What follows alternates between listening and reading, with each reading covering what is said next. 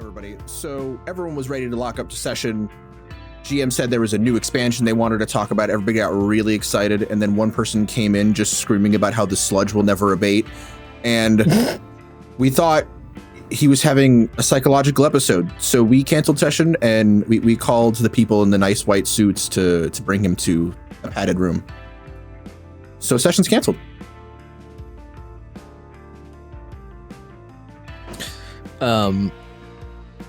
Do we know where the white room is, or figure that out later? I prefer not to know. I'm gonna be honest. Okay.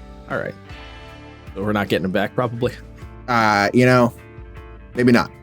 But all right. Well, it's fine. C'est la vie. Yeah, could be worse. Anyway, Could it? Could it? it could. It could be worse. It could always be worse. I guess. It could be like a weird mimetic virus thing where eventually people just start screaming the sludge will not abate. That's worse. Oh, I'm not even sure I'm following the reference here, but yeah, sure. It's the sludge, brother. Okay. Sludge. Anyway, welcome back to the Sessions Canceled podcast. Welcome it's me. back after a 2-week sabbatical. Yeah. I was in New York having the time, getting my plane delayed 18 trillion times, and having just the best time. What's a little flying without some nonsense? No, brother. Did I describe the nonsense to you? Yeah. The you couldn't, or I feel like yes, but now I'm forgetting the story because I feel like I heard a different story. Oh, I heard a different story from a customer about how the plane had to do loop-de-loops because there was a military flyover. But no, it's something like couldn't take off, and then you got delayed, and then another plane was in the way, so you had to go around a little while. Yeah. So to make a quick story, to make a short story, long story incredibly short. Yeah. Got delayed leaving Houston, landed in Dallas, got delayed in Dallas. Someone else got my plane, like a whole nother crew got my plane. Then we had to wait for my plane. Then that plane was delayed, taken off. Then we got stuck in the air because of a storm. And then we circled for an hour and a half. Refuel or something? We had engine failure. The other plane had an engine failure. So we got stuck in the air because LaGuardia put in a no land notice. And then we had to make an emergency landing in Baltimore because we were running out of fuel. Then we had to refuel in Baltimore. Had the worst pizza of my life. Then, as we were trying to take off, we got delayed again.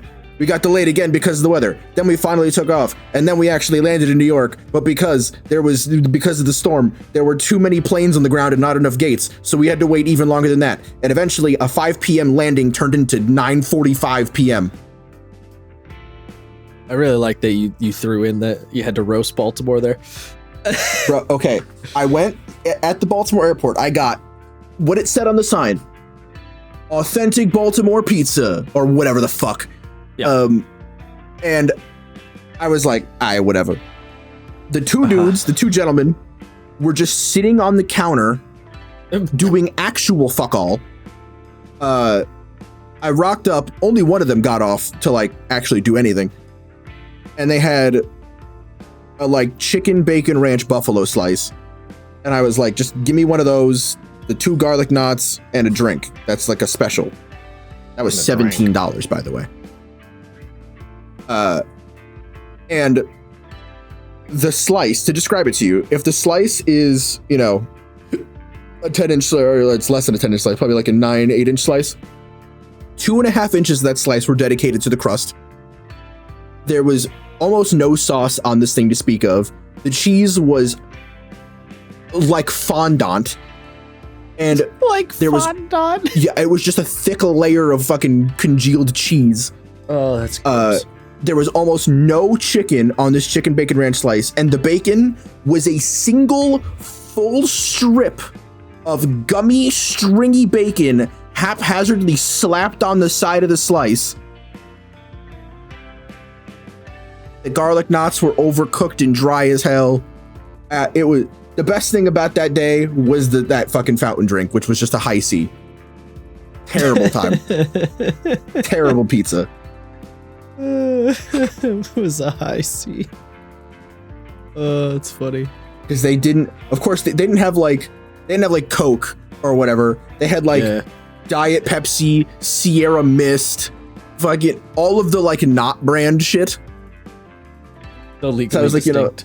Yeah, so I was like, you know what? I want to have I want to be 6 years old again, going to McDonald's and getting a high C. So give me a high C. And of course, it was the fruit punch version, not the orange. So the orange juice version, which is the better version. I like that you have a strong opinion about that. I do. Fuck Baltimore. Anyway. Okay. I mean, I don't know that you can say fuck Baltimore. You're in an airport. Look, Marylanders say fuck Baltimore. You can't gauge the whole state off or the whole city off of an airport. And yet I will. Okay, well that's uncouth of you. I don't fuck Baltimore. I don't give a fuck about Baltimore. It's very rude. Bro, we could glass Baltimore tomorrow and I'd be like, well, the Baltimore, the Balties are probably nice people.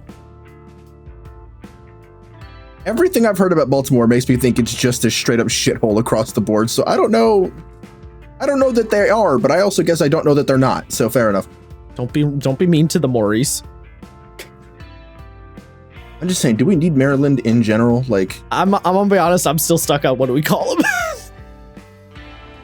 What do you call them? What do you call Baltimore people? I don't know. They're Chesapeakeans. I don't know. They're on the Chesapeake Bay. No, that doesn't. Anyway, I'll think about it. Workshop. After our 2-week break, I wanted to hit the ground running with some really dope shit that I have stumbled upon in the recent weeks, and this is going to be a little unusual as far as our episodes go, because we today will be doing kind of a tabletop shout out about a third-party expansion to a game, as opposed to anything first-party or supplemental. It's fine though, because this shit is sick, and it's got to do with our favorite grindcore shonen battle horror game, CAIN, all caps. Yes, always all caps. Hilariously, ironically, the 3.0 drop of this pretty hefty expansion, it's about as long as the book CAIN is itself, coincided with the release of Games for Freaks Volume 4, praise the sludge. So it's occupied an unhealthy amount of my brain space. So much so that the GM brain worms are doing their work, and I will resist. Like, just don't feel like running anything else for a while, but it's gonna be hard. Anyway. What did you, any general thoughts about the book so far? I know you've not finished reading it, but I don't really, wow, just calling me out, huh? Just put me on blast there. I am, yeah. Just roasted me to the teacher that I didn't do my homework. Yep. That's crazy. Yep. Yeah, I mean, I had a couple of thoughts about this. What? My first thing was, because when you first told me about it, I assumed it was an official supplement. I was like, oh, it's an unofficial supplement. That's kind of weird. Because it looks like an official supplement in every possible way. It's so well done. Yeah, it's crazy. And it certainly has the vibe. I don't really have a ton of thought. Like, there's cool ideas in there, but my main problem is, because I haven't run CAIN, I haven't run or played in CAIN, and I only really looked at it when we did our, initial read through. I don't exactly know how I would use the stuff in I can't really frame the stuff that's in this PDF in any kind of context. I don't know exactly how it would work in play, because I just haven't seen play for CAIN. So there's a lot of it that I'm looking at and I'm like, that's a cool idea. I like what you're getting at. I don't know if it'll work or what it'll look like, or I'm sort of in a bit of a nebulous space. So I'm hoping, because you have both run and played the game a bit, you'll have a better idea. But yeah, I'm a little unclear on how it's supposed to be used, if you will. You know what I'm saying?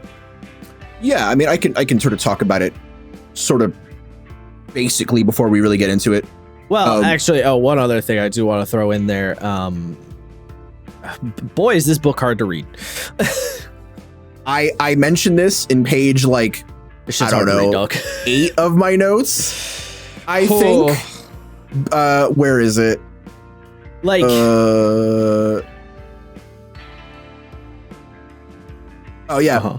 Chapter 7. Returning to the organizational nightmare that can be CAIN. The next chapter is another list of expanded agendas.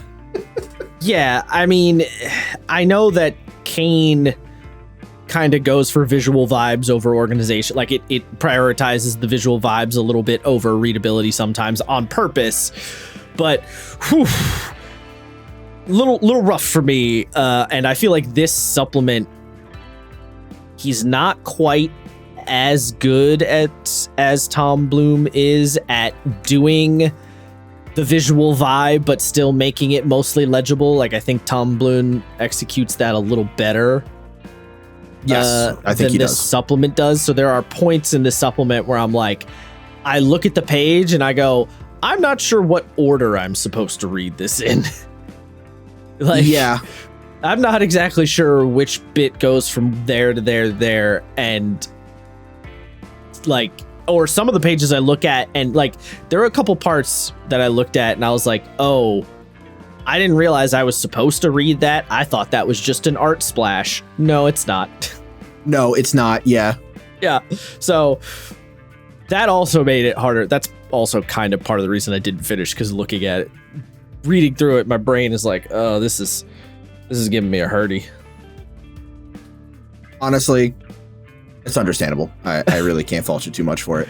It's not like unreadable bad, but there are some parts where I was like, oh yeah, okay. No, I mean, no, it's extremely good, but it does slow reading down. Yes. They took Tom and the author of this book, whose name currently escapes me. I don't remember either. I don't try to find it. Yeah, I don't. Rowan, whoever you are, Rowan, a little work on the methodology to the Wacky Woohoo organization. Little improving, but overall very good. I mean, it's like people have talked about the Morkborg and its various books being a similar situation. So it's not like, some people like it. They're cool with it. Although Morkborg is an even more, CAIN's not that complicated of a game, I suppose. I don't know. I was gonna say Morkborg is a simpler game, but like, Yeah, I mean, I wouldn't call CAIN particularly complicated. Maybe a little obtuse at times. A little with obtuse, how you're yes. supposed to like make a calling on some things, but overall, I'd say generally speaking, in depth enough to be fun and well written. Yeah. What was I going to say? Oh. So to describe sort of how you're supposed to put the general, use of this book into play, is that it's supposed to effectively be a mod kit for CAIN itself. A lot of these systems add on or shift the original mechanics of CAIN, and it's expected that if you're using this book, you're probably using all of the book. You know what I mean? There are things that you can sort of plug and play, like bonds you don't necessarily need, but it seems like this book kind of upends a lot of the base game. It is sort of a maximalist approach to CAIN. Like, CAIN itself, it kind of treats the organization as like a low key. There's not a super distinct power structure outside of. Yeah. Like, there are the 4 main branches and they do things, but there's not a whole lot of politicking involved, whereas this book extrapolates on a lot of those concepts and sort of shows that things aren't as clockwork as the original book let on, Yeah, well, I also meant like mechanically, it seems like this book kind of, I mean, particularly with the pillars, right? It sort of upends a good chunk of the flow of the game. Yes, it was pitched as much as anything, a massive expansion to downtime and the stuff that you can do during downtime. Yeah. It gives you sort of a framework to build an infrastructure where downtime itself feels as fleshed out and not long form is not the right word, but pivotal to the it's gameplay. giving downtime a little more mechanical teeth than it had Yeah. previously, which is, I mean, it had basically nothing previously, so. Yeah, it's turning it effectively into a pillar of play rather than just a mechanic, which is cool. With that in mind, what Glory Unto Them describes, as we said, is a fun, what's the word I'm looking for? I already said expansion and extrapolation, but a sort of, I don't know, an addition to a lot of the original ideas put forth by CAIN. It adds fun NPCs to run, interesting rules for creating bonds with your fellow exorcist in and out of downtime, expanded gear and agenda lists, and personally, my favorite part of everything, the black coat pillars. Yeah, I will say the expanded gear thing I thought was kind of odd. Just because, like, the game does not give a fuck about gear at all. You know, really?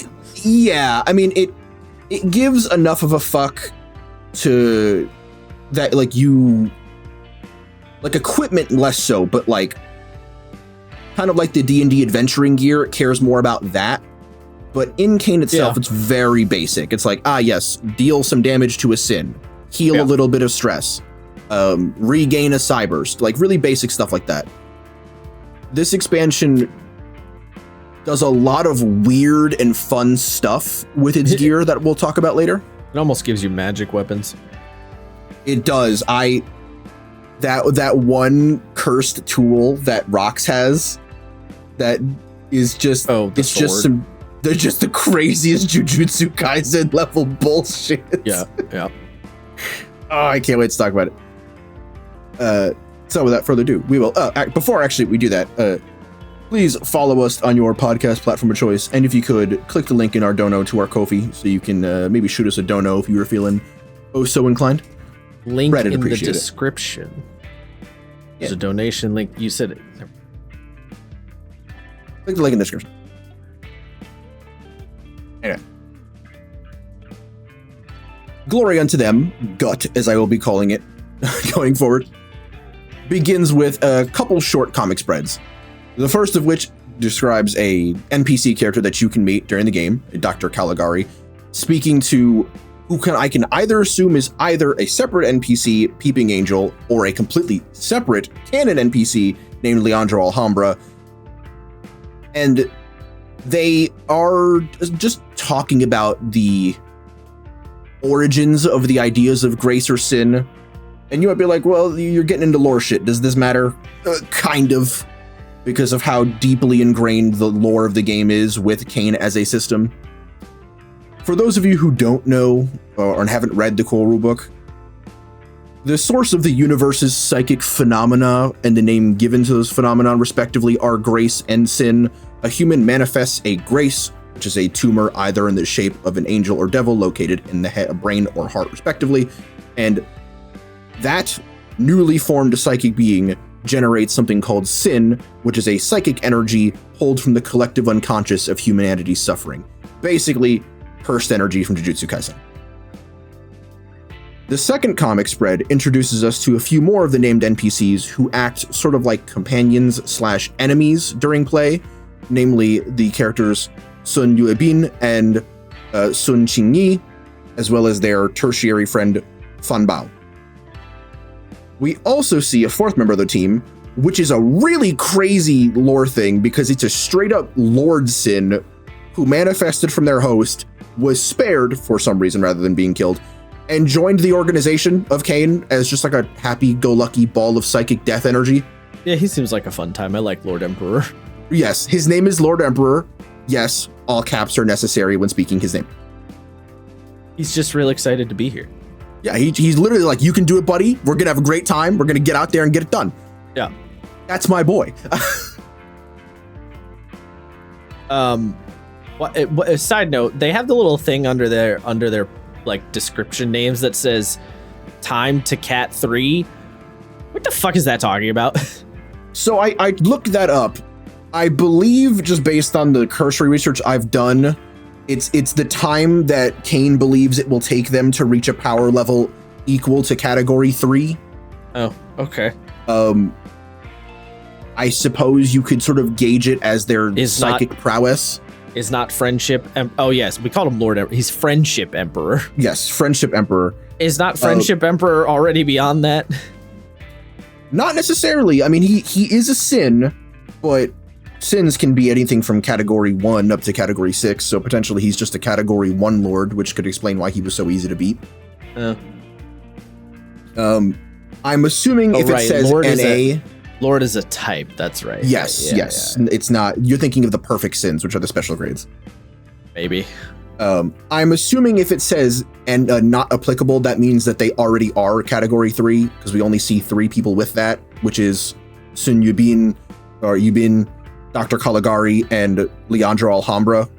We know Leandro is way past category 3 because he's a member of the board of directors of Authority, which is the executive branch of CAIN. You get some interesting lore stuff about Leandros, which is not really canon. I was going to say, did Tom Bloom comment on how canon this supplement is or isn't? He hasn't. As far as I'm aware, he just shouted it out and was like, y'all should check this out. It's really cool. Okay. But no, I don't think he's done a whole lot to support or refute the canon implications of this. It's really funny talking about something like canon and a tabletop shout out because it's sort of, you can't separate it from CAIN. You kind of have to take it as a lump sum. Yeah, I mean, it's weird to talk about canon, but because this game kind of makes a big deal about it, I was just curious where it fits in. But ultimately, it is still a tabletop game, so you can use and ignore as much as you want. Yes, you can. There's no one putting a gun to your head saying you have to follow the lore. Yeah. If one of the things I was going to say is Leandro is personified very differently here in this expansion from the canon material that we received in the latest Games for Freaks. But if you wanted him to be a non-exorcist kind of apathetic asshole, you can just run him like that. Or you could run him as the caffeine-addicted slacker who time looped his way into becoming a board of directors, or one of the board of directors, because he could. He just re-zeroed that bitch to the top. I kind of love that for him. Let's see. After, in chapter 2, I should say, or chapter 1, because that's the we're calling it chapter 2. After the lore and character intros, the book jumps into the deep end straight away with the new bond system. Essentially, during investigations and during downtime events that follow, when exorcists take actions that allow the other to gain agenda XP, they can create a 3-tick talisman, a clock. Exorcists that take actions that increase the clock, which would be setting each other up, setting each other up, taking the teamwork action, or sacrificing something meaningful for the other, they're allowed to add 1 tick to the clock, and when they do, they establish a bond. That bond begins at level B, it can upgrade to level A, and then eventually to level S. The majority of the boons and drawbacks, because there are drawbacks, are given to you at level B, but with each subsequent level, they are either strengthened or made more extreme. The things you can get from this is quite a bit. One is if they share at least 2 bonds, whenever they enter a palace, they gain a point of pathos, and they can, upon a level S, can regain a psychic burst. Pathos, to those of you who don't remember, is a special currency system that you can get up to 3 times, and when you do, you can use something called Divine Agony, which is just a super buff to one of your attacks for a fight. I didn't remember what it did, so good reminder. I saw the pathos and I was like, I remember this being a mechanical thing, but I don't remember what it does. Yeah. Bonds can be broken to generate more pathos. If a level B bond is broken, it grants 1 sin and 1 pathos, 2 sin and 1 pathos, and the higher it goes, the more you get. So for example, you can generate 1d3 and 2 at level A, and 1d3 plus 1 and 3 for level S. You also get an interesting way to deal with incoming damage that we will explain a little bit further on. Finally, the sin gaining is the whole sin overflow turned into a weird mutated monster problem, right? Yes. Sin is a currency that sort of depicts the amount of psychic energy that your character is taking on. And at the start of any investigation, you get 3 psychic bursts, which are just is a 3-hit counter where you can use your powers free of charge with no bad things happening. And after that, you begin to accrue sin points for every use of your powers. Sin can be gained and lost in an investigation, but losing it is a bit harder than gaining it. And once it maxes out, you reach something called sin overflow, where you die.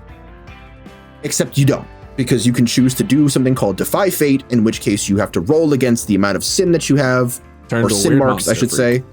And if you fail, you turn into a weird monster called an imago. Where was I? Yeah. Oh, right. Generating sin points, pathos points, and you can gain XP from a couple things. A fun distinction that the game makes is that while bonds can be formed and deepened between anyone, they're not explicitly always positive. They can be collaborative, platonic, romantic, but they can be volatile, obsessive, I was gonna say, they could also just be hate. Yeah.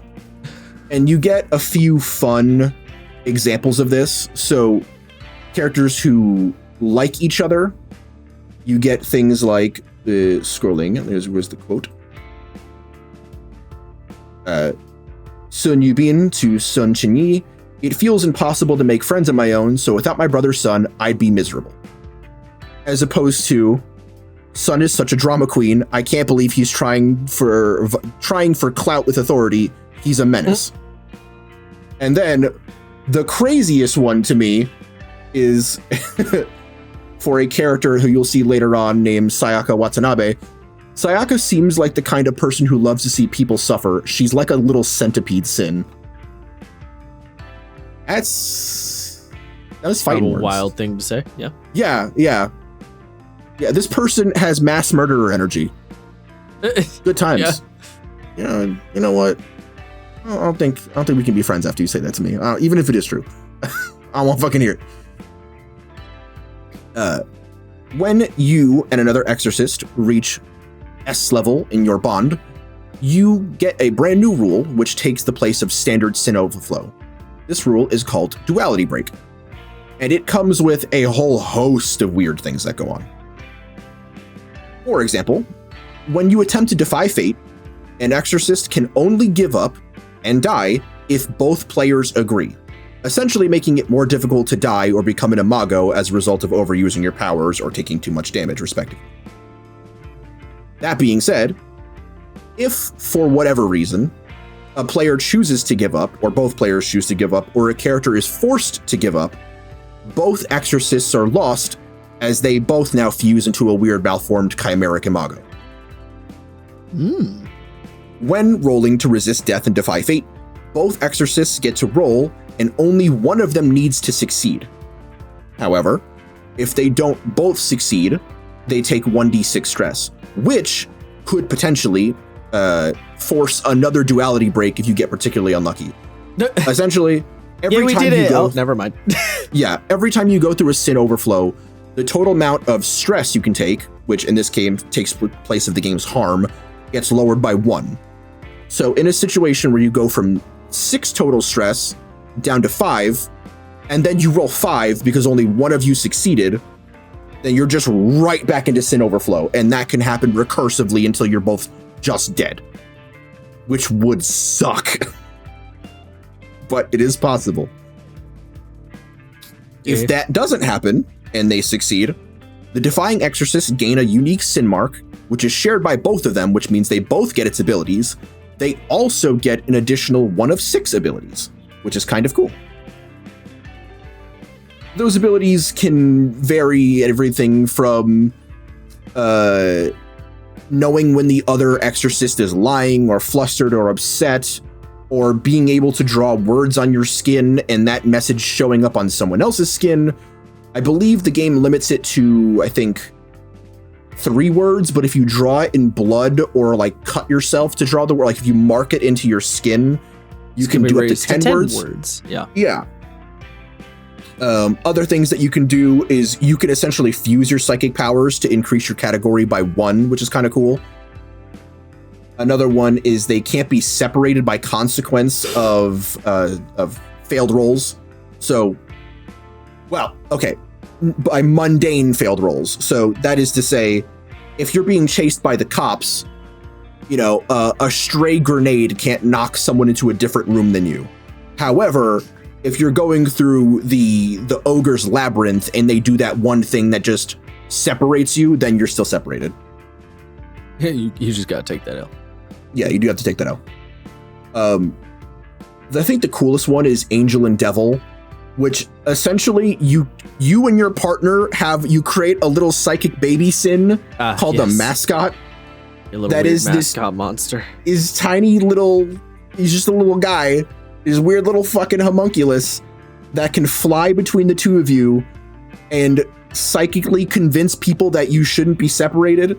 It can also like hammer space things to one another. It can just bring you shit. He's your little buddy. Yeah. And if it gets destroyed, it just dies. It's got an execution talisman with 1 tick on it.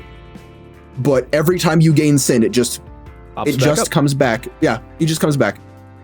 It's like a little fun lore implication is that in Volume 1 in Games for Freaks, one of the virtues, charity, is 2 people who are just identical versions of the same person. And when one of them dies, the surviving one finds somebody that they like, and that person slowly turns into charity. Into another charity? Oh, that's horrifying. So the lore implication that this book puts forward is that charity is just a weirdly stabilized, perfect version of a duality break that works kind of like a weird psychological virus. That's kind of fucked. Yeah. Another little fun thing, and this is a mechanical thing, the game states that people who have S-level bonds with each other are especially weak to idol sins because the idol sin's marriage attack automatically forces duality breaks.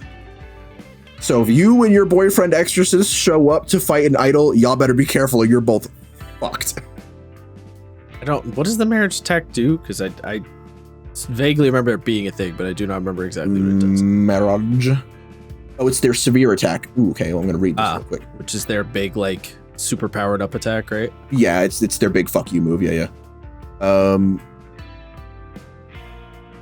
Jesus, this is long as fuck. Why is this one so big?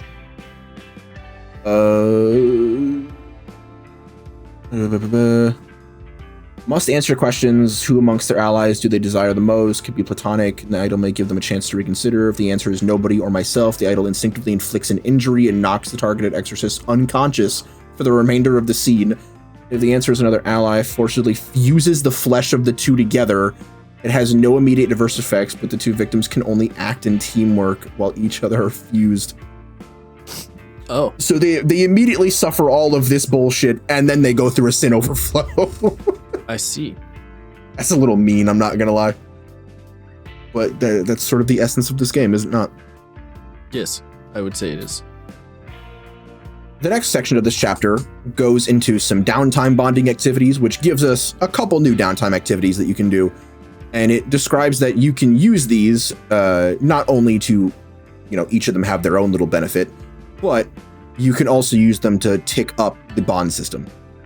The activities you can do are exercise, study, pretty self-explanatory, I think. Grunge work is a little less clear. Grunge work is basically just doing chores, just like working a job at a prison. You know what I mean? You work at the morgue or in the field, or you do cleaning stuff. Either way, because you're talking to people, you have like better negotiations and stuff. My favorite one, is unlicensed activity. Unlicensed activity, LA4, is an exorcist slang for slacking off or engaging in delinquent behavior. They fucking, right? they fucking, I guess, or like doing drugs maybe, or just like getting up to hooliganery. I know what I said. I sent that clip to both Cade and Moon, and both of them said, "Oh, they mean fucking." I think that's one of the implications for sure. In my head, I know that's what it means. I don't know how they. I guess it's kind of an Olympic Village situation where CAIN is like, "Don't do that," and they're like, "Yeah, but we're gonna though." Look, this is what I was saying to Moon. I was like, "What are they gonna do? Punish you? You could die tomorrow. Who gives a fuck?" You think that CAIN has cardboard beds, or? I think when you first start off at CAIN, you're lucky if you get a concrete slab, but I guarantee you that's not going to stop anybody. That's true. You got me there. One thing that humans will do is find a way. It's true. Next to the downtime actions, we actually get a fun little piece of art where it shows presumably two CAIN exorcists engaging in a game of volleyball, but one of them is clearly about to use Vector to fire that volleyball at Mach 3 at the poor unsuspecting bastard. Yeah, which seems a little excessive, I'm gonna be honest. Yeah, it seems a little rude, I'm gonna be honest. Yeah. I'm gonna just whip out my superpowers for this sick spike. It's kind of awesome, I'm not even gonna lie.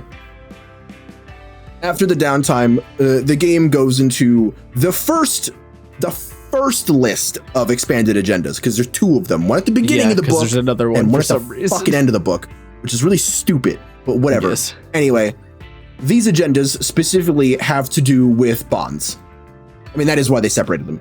I guess. All of these specifically allow you to increase or give you tools by which to better have access to bonds. They are not necessary, the three of them being Moongazer, Maniac, and Doppelganger. I think Doppelganger is kind of fun because if you look around Doppelganger, all of those girls with the pigtails, that's Charity. So the art is like two people like fusing together like conjoined twins. So the fact that the conjoined crazy virtue virus lady is surrounding Doppelganger, I'm like, oh, that is... I see. What are the agendas are like? Do these to get XP, right? I couldn't remember exactly what the agendas did mechanically. They're effectively like you're powered by the apocalypse, like things that you do for experience. Yeah. Okay. Yeah. But they also give you a couple different abilities that you get to choose from. Like one of my favorite ones, I think it's from the Firebrand. Or no, not the Firebrand. Which one is it? It basically says you can get into anywhere, and if there's a situation where you can't get into somewhere, you just make something possible. Oh. Like the way it's been used when I played it was like one of my players was trying to get into an office and the door was locked, but it's that like, oh, you see the ventilation shaft, and not necessarily you, but somebody who was small enough could crawl through it. Stuff like that. Yeah, wait, what is that? Firebug? I think it is Firebug, yeah. There's always a way. If there isn't an entrance or an exit, you can find one. Yep. Yeah, I really like that one. My favorite of the agendas is actually the first one, Beast. It just works the best with the CAIN character I made. But yeah. Tree. Where is it?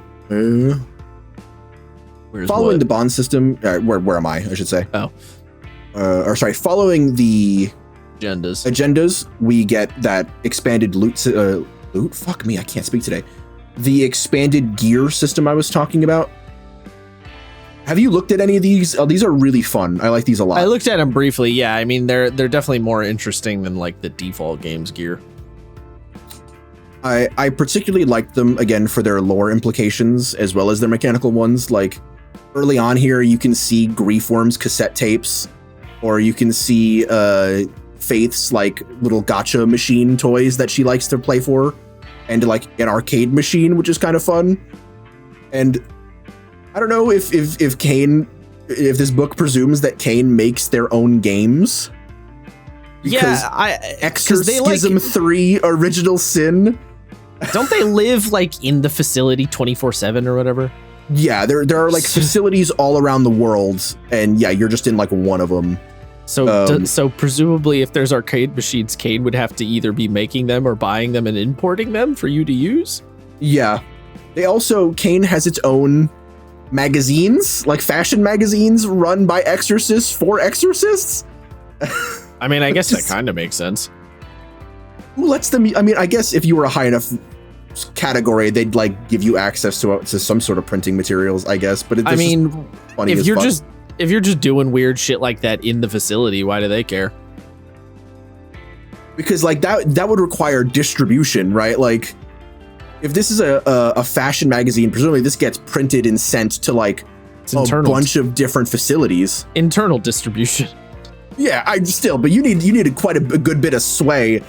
The base CAIN is like, yes, do you want to go outside and see the sun? You got to pull some favors for that one. So. Listen, CAIN has distribution and video game development and fashion development. Listen, they got a lot of things going on in their facilities. Apparently they do.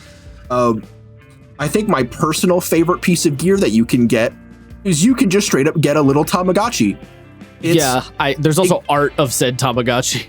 Yes, it's called the Sumigachi. It's exorbitantly expensive at 16 script and does absolutely nothing mechanical.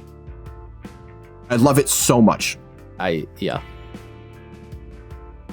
literally does fucking nothing. It's so fucking funny. Yep, it's just your little digital friend. It's a little crab, which I assume is a reference to the crab lady. Yes, to Saturday in Catch. Another fun thing they do is a couple of these gear pieces actually let you tap into sin abilities, like the red square.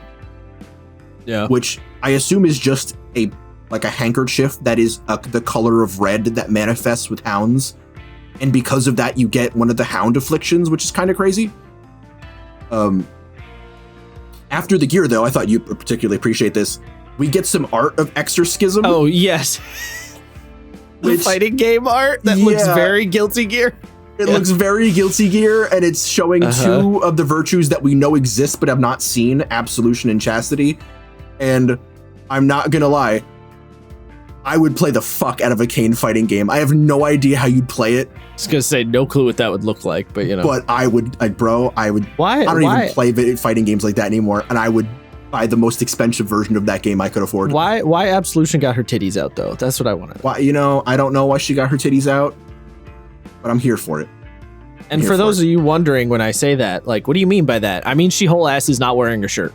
No, yeah, she's not wearing a shirt. She just got nip out. Yeah, she's got full nip out. For some reason. Yeah. She about to throw hands with her nips just flopping around.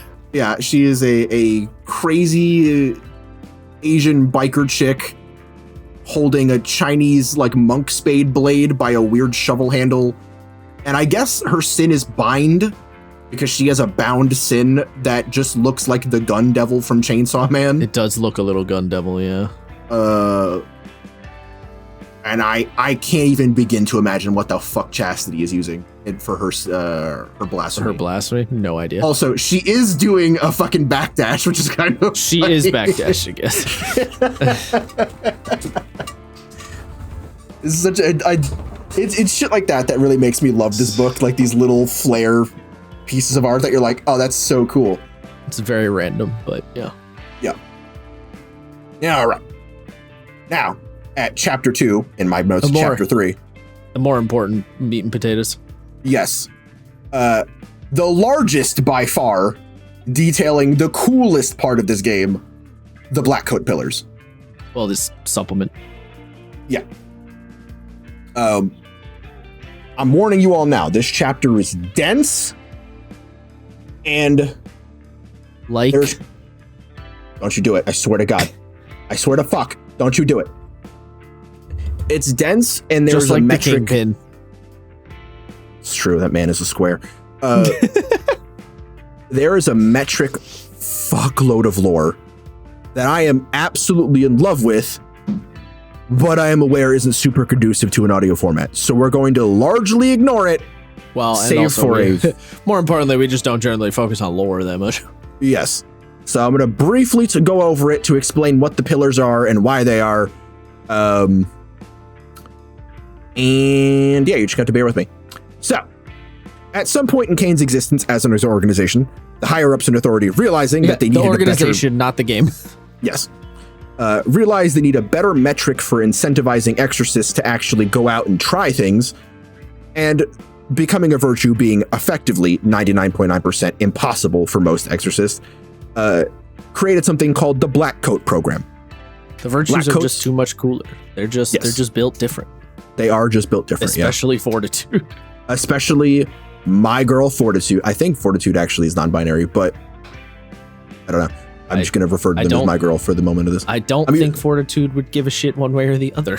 They just really want to eat hot dogs, so that's fair. I was going to say, they want to eat hot dogs and crave violence. Nothing else really matters. It's true. The Black Coats were effectively a special forces for CAIN, and due to their importance, were given extensive freedom. Many exorcists actually managed to attain the rank of Black Coat, as you effectively just needed to be category 4 or higher and show a good amount of loyalty to the system. Be a good boy, you get the good boy points.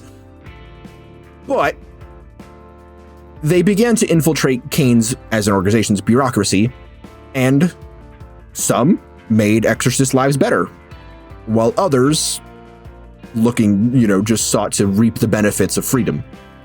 Starting to fear for their safety and their hold on power, the Board of Authority launched a slaughter campaign against the Black Coats and all exorcists above Category 4 using the virtues, as well as the 5 most loyal Black Coats to the organization.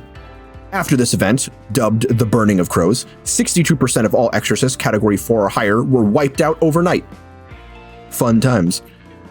Said 5 remaining Black Coats were rebranded to the Black Coat Pillars and now act as shot callers for what are essentially massive organized mafia-style families, each of with extensive power and influence over those in the higher-ups of CAIN, authority included. Lore Primer is over. While playing a campaign of CAIN using GUT as an expansion, players will need to carefully navigate this new political sphere alongside their desperate fight for survival, and that involves everything from gaining loyalty from the pillars, calling in favors from third parties, and rising through the ranks. You have a choice. You can join a pillar's organization or remain neutral and try to navigate around them, or resist them entirely and potentially suffer devastating consequences, including having rival exorcist death squads trying to assassinate you mid-hunt. The named pillars are as follows: Rox Adams, the Hellblade; Julia Fumagalli, the Saw of God; YL Wong, King of the Dead; Saturday Chung, the Sin Butcher; and Griefworm, the Great Accuser. We're going to get into them in greater detail later, but I want to talk about the mechanics of the pillar organizations first.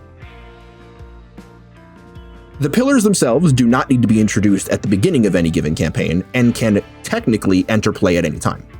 However, at the point of their introduction, the exorcists of the facility the players reside in all become members of one of their coteries, and one pillar at a time is designated to be the reigning pillar of your specific facility.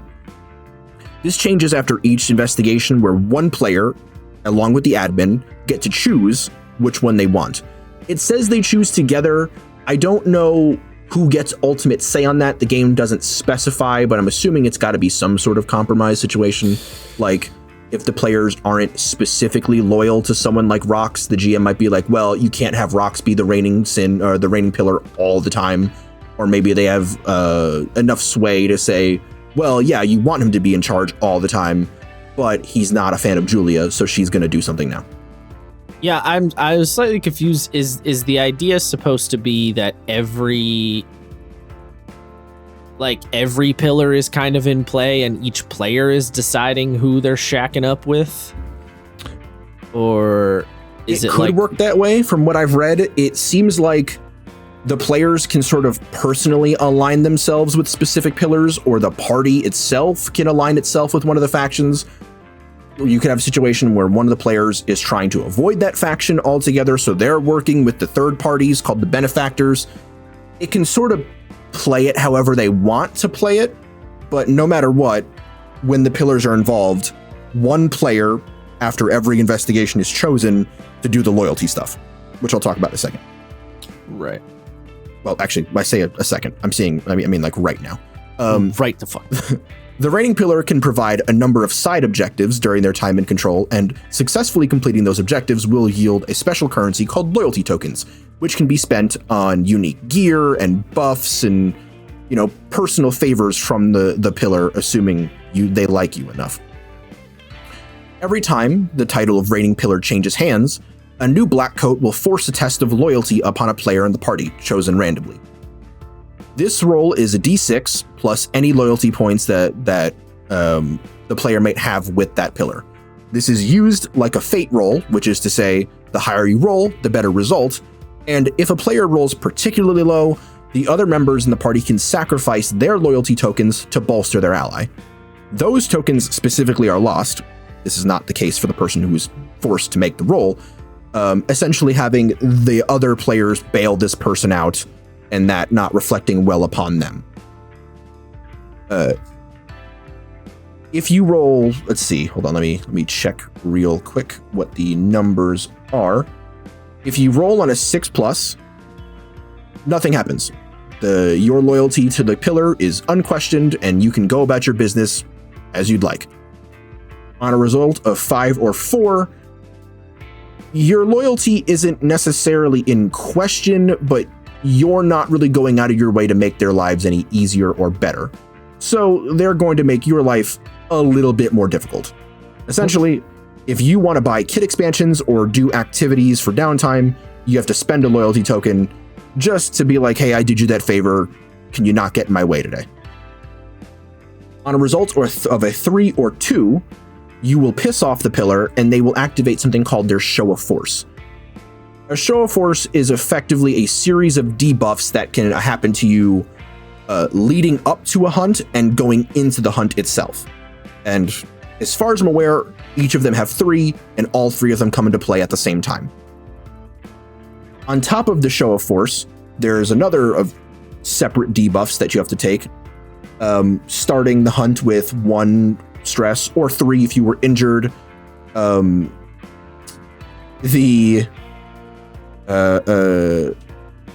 squad of exorcists that are loyal to the pillar will help you on the next hunt, which essentially means they will fuck off and go to look for the pallets, and they essentially are just there to set traps for you, make your life difficult, make you look bad in front of the higher ups. Choosing 2 skills that you have at least 1 rank in, and those skills are treated as 2 skills lower. Essentially, you were being thrown off your game. And then the last one is starting a hunt with a Cyburst that have a 1 in 2 chance of inflicting sin if you use them. So if you do use them, you still gain sin points as if you didn't have them. Essentially saying that they have just messed with your psychic powers in some way, shape, or form. Finally, if you roll a 1 on this fate roll, then they just straight fuck your shit up. Straight just blow my shit smooth off. On a result of 1, the lowest you can roll in a fate roll, the pillar activates their show of force, and they send a death squad after you. This is, as it sounds, is very bad. Death squads take up kill things. They do kill things, but they act kind of like the other opponents, the human opponents in described at the end of what are they called? They were just called mundane opponents. No, they had it. No, there's like a. Oh no, the ones that you're the thinking of summons. drifters. No. Oh no, those are traces. You're thinking traces. Yes. Well, no, yeah. Actually, it is better to say that the exorcists act like traces. They're more like traces, yeah. Because they have psychic powers. Mechanically speaking. Yeah. Mechanically, yeah, you're right. They are closer to traces. If I remember correctly, in the pillars sections, it says to basically use them the way you would to use a trace. Yes, I believe you are right on that. The death squads are just that. They will show up randomly either right before or right after a sin fight and try to weaken you, potentially steal the kill from you, or just try to take you out in any way they can. When you kill a death squad, you just lose all of your loyalty tokens. However many you had, every member of the group who had one loses them. With that specific pillar, not all of them in general. If you are level category 5, I should say, and you activate a death squad hunt, the pillar themselves choose to try to execute you, and you can fight them. And if you survive and win, some crazy shit happens. We'll talk about that later. Your chances are not great, though. No, yeah, your chances aren't great. They basically take the form of a category 5 fight. And assuming you win that one, the fight after is even harder. Hilarious.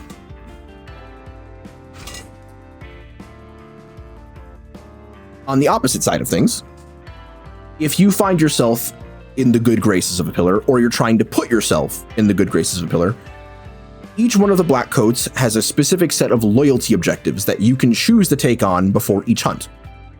They're side objectives. They're little side quests that you can use to do that you can do during your standard investigation. There are a set of 3 generic loyalty objectives that every one of the pillars has access to, as well as, generally speaking, 4 of their own. I think Griefworm only has 3 because he's the best. Because he's the best. The objectives for the basic ones are as follows. Honor the Doctrine, worth 1 loyalty token. An exorcist sent on this hunt before you has failed their objective but is failing to die or recall. Destroy this potential imago sin. Your pillar's ranks do not suffer the indignity of malfunction.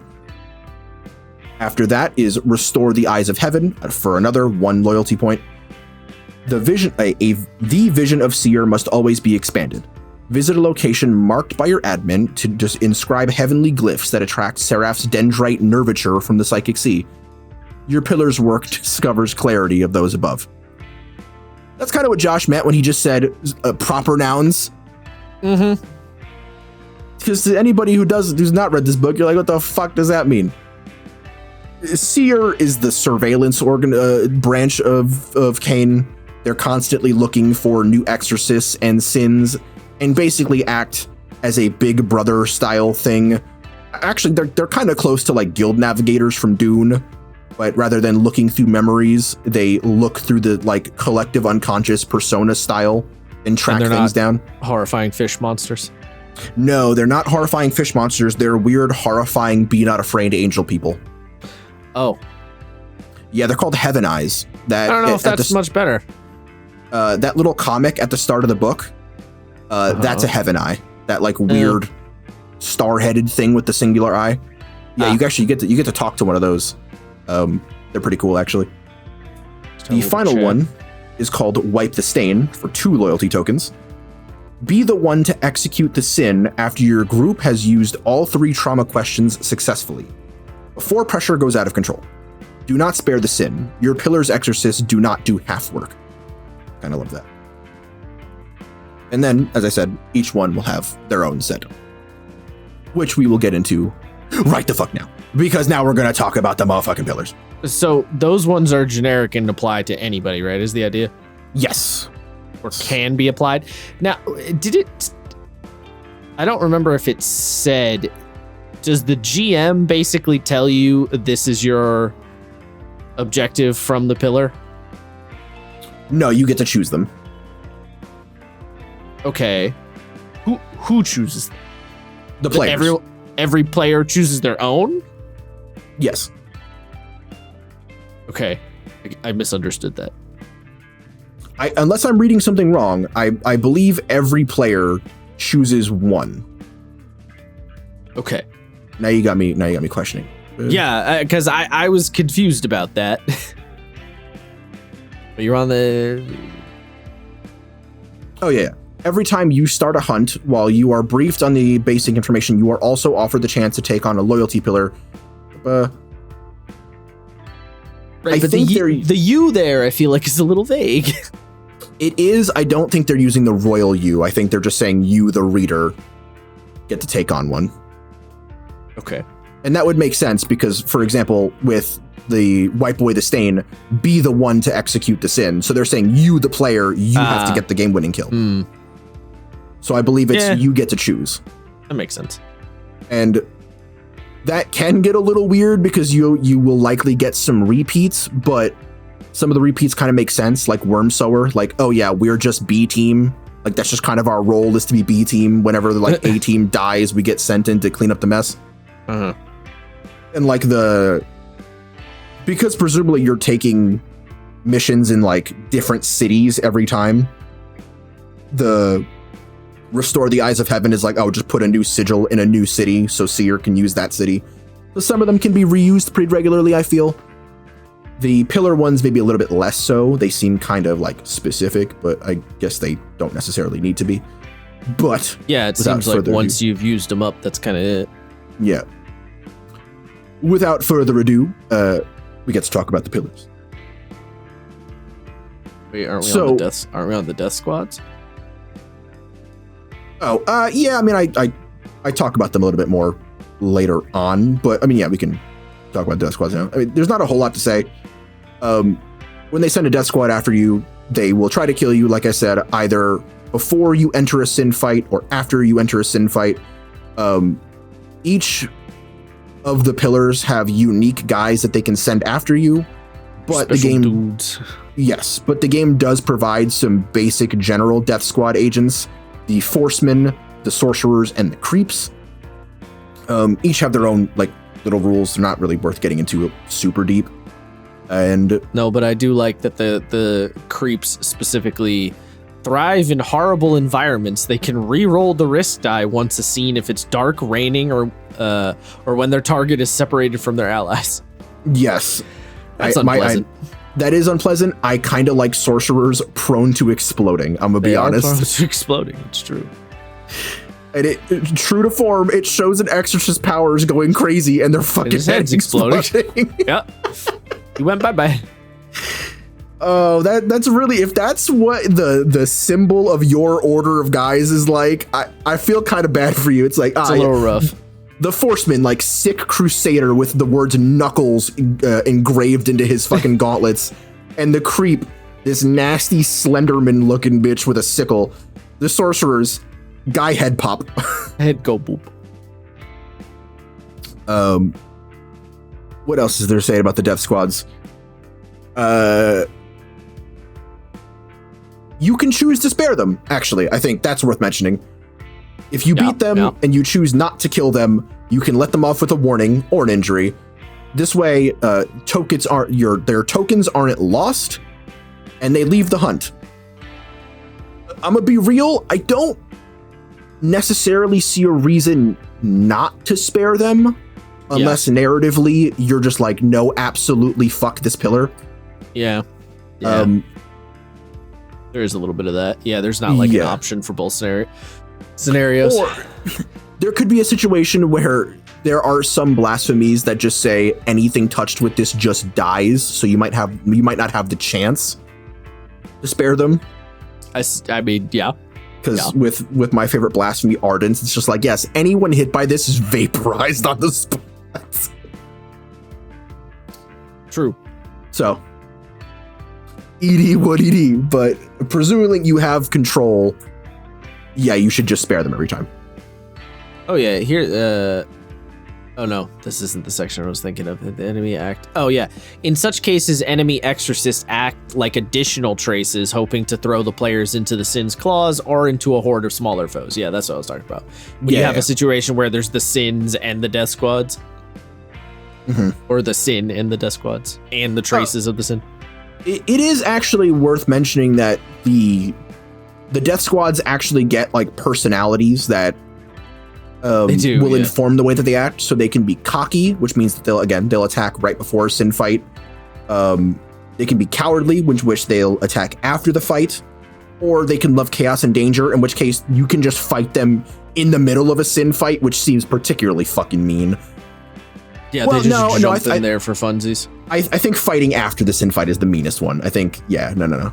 There's a bit where the book specifically says that. It's like, or you could attack, they could be, oh yeah, there it is. Make the pillar attack the players after they executed the Sin, taking no chances. Parentheses, this is very mean. Yeah. Yeah. Oh, I love this. I do like acknowledging that this is very mean. Maybe don't do it all the time. I kind of love the replace. So if you're fighting the actual pillar itself, you can replace the Sin fight with the fight with the pillar. Yeah. And you basically show up, you get into the palace, and the pillar is like just standing over slaughtering the Sin. Yeah, they're just standing over it, aura farming the shit out of you. Yeah. And then they turn around and the Dark Souls boss fight music starts. They're just mogging your ass. Honestly, the replace one is kind of how I expected fighting a pillar to go. Like in my head, that's always kind of how I imagined it. Yeah. Because I feel like that one just, I don't know, makes the most sense. It's very video gamey. Yeah, I think it makes the most sense. I think if you've written the pillar to be particularly cocky, have the fight happen before the Sin fight. So he's like, all right, well, I'm going to mop you up for an appetizer and then take care of that jackass when I'm done. Yeah. That's true. In which case you're like, man, fuck you. You ain't even got the respect to fight me one-on-one, bitch. You're really gonna like run me like I'm a minion in a fucking MOBA. Damn, like a minion. Asshole. And then the pillar dies to the Sin. That would be really funny. I mean, they can, right? There's nothing that says they can't. Well, they don't actually. The pillar doesn't actually have to fight the Sin at that point. Once your characters have all fucking died, then, you know, the narrative. No, I know, but like again. I mean, like narratively speaking, in the background, let's say you play new characters, it's like, yeah, that pillar died. You could, I guess that's fair. That would be really funny. Or you could like, or maybe you roll some dice in the background as the GM between sessions or something like that. Well, so it could get even crazier. Where it's like that pillar died, or that pillar underwent Sin overflow and failed, and now your new exorcists have to do the fatal decree, and then you're like, oh shit. True. That's kind of a fun way of like having your cake and eating it too. Yeah. So as we get into the pillars, this is how we're going to do this. I'm going to briefly describe what the pillars like, who they are, and how they act. Every pillar comes with an inspiration sheet. I'm going to read those off to help you sort of get a feel for what the thought process was for making them and the sort of personality types you should take into portraying them. We'll quickly talk about their objectives, their show of force, their gear, and there is a section afterwards which talks about the thing I just mentioned, Fatal Decree. We're going to skip all of those for all of them until the very end. Is that it all becomes relevant at the same time. Okay. Because there's no point in bringing up like what their Fatal Decree shit is. Like, I suppose it's not 100% the same, but the pillar fight leads into the Fatal Decree fight in a way that I think it just makes sense if you do that all together. But yeah, without further ado, we're going to begin with the first pillar, Rock's Atom, or RO-10, designation Atom. This character is your classy, super edgy swordsman, literal teleports behind you type, black trench coat included. It's Virgil. He's fucking Virgil. He's Virgil. He's Virgil with Sephiroth's long hair. He's big Devil May Cry Virgil energy. Yeah. The game describes him as an obsessive follower to the justice virtue, or the virtue justice, seeing him as an almost prophet-like figure. His inspirations are truly wonderful. By the way, bro's like title is the Hellblade. The Hellblade. Just to give you an idea of this edgelord. Yes, sir. His inspirations are truly wonderful, as he's based on exactly who you'd think he'd be, namely Sephiroth from Final Fantasy, Virgil from Devil May Cry, Raiden from Metal Gear Solid, and the curveball of these, truly, Gendo Ikari, which says so much about how you're supposed to play him. You know what I mean? Like, I mean, I'll have to take, I don't know enough about Gendo to really say, so I'll have to take your word for it. Well, so like, if you have a scale, right, of scheming to edge, right, on the top, You have Edge, which is Raiden. And then you have underneath him Virgil, where mainly Edge, some scheme. And then you have Sephiroth, which is a lot of Edge, a lot of scheme. Underneath you have Gendo, which is no Edge, all of the scheme. So Rox, or RO10, or Adam should just have plans within plans. He should just be like devoutly obsessed with his role and be willing to accomplish it by all means, because he's always planning about how he can sacrifice someone to achieve his goals. I love him. But also his loyalty, cool sword. But also cool sword, yes. A fun little lore thing. He's the only non-virtue exorcist to be able to use a weapon created by Break Division, which is an organization designed to build weapons for the virtue Fortitude to use, because anything she just turns to dust in her grip. Not because of her powers, but because she can fucking turn coal into diamonds with her fucking palms. He's so cool that the Break Division was like, here, kid, you get a cool sword now. You also get a cool sword. Yeah. And by the way, because I don't think Isaiah explained at any point, the virtues he keeps mentioning are just like in universe, the super specially awesomest, most powerful, super cool exorcist ever. Fucking catch these L's, can't beat me, kid. Yes, they are in more reasonable terms. They are all Satoru Gojo.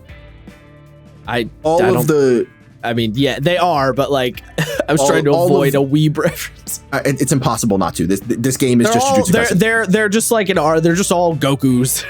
Yeah, they're all special grade sorcerers, effectively, like once in a generation types, 1 in a million types, really, that you effectively cannot become because you need to be built just different to become a virtue. And in the book where they're introduced, it talks about maybe replacing them because you can actually get their abilities, but it doesn't really make a hard decision either way. And it seems like the intent is that no, you cannot become a virtue because it's a little game breaking if you do. It's a little game breaky if you do, yeah. And they are extremely cool characters. And in fact, one of them just straight up makes a little cameo in this book.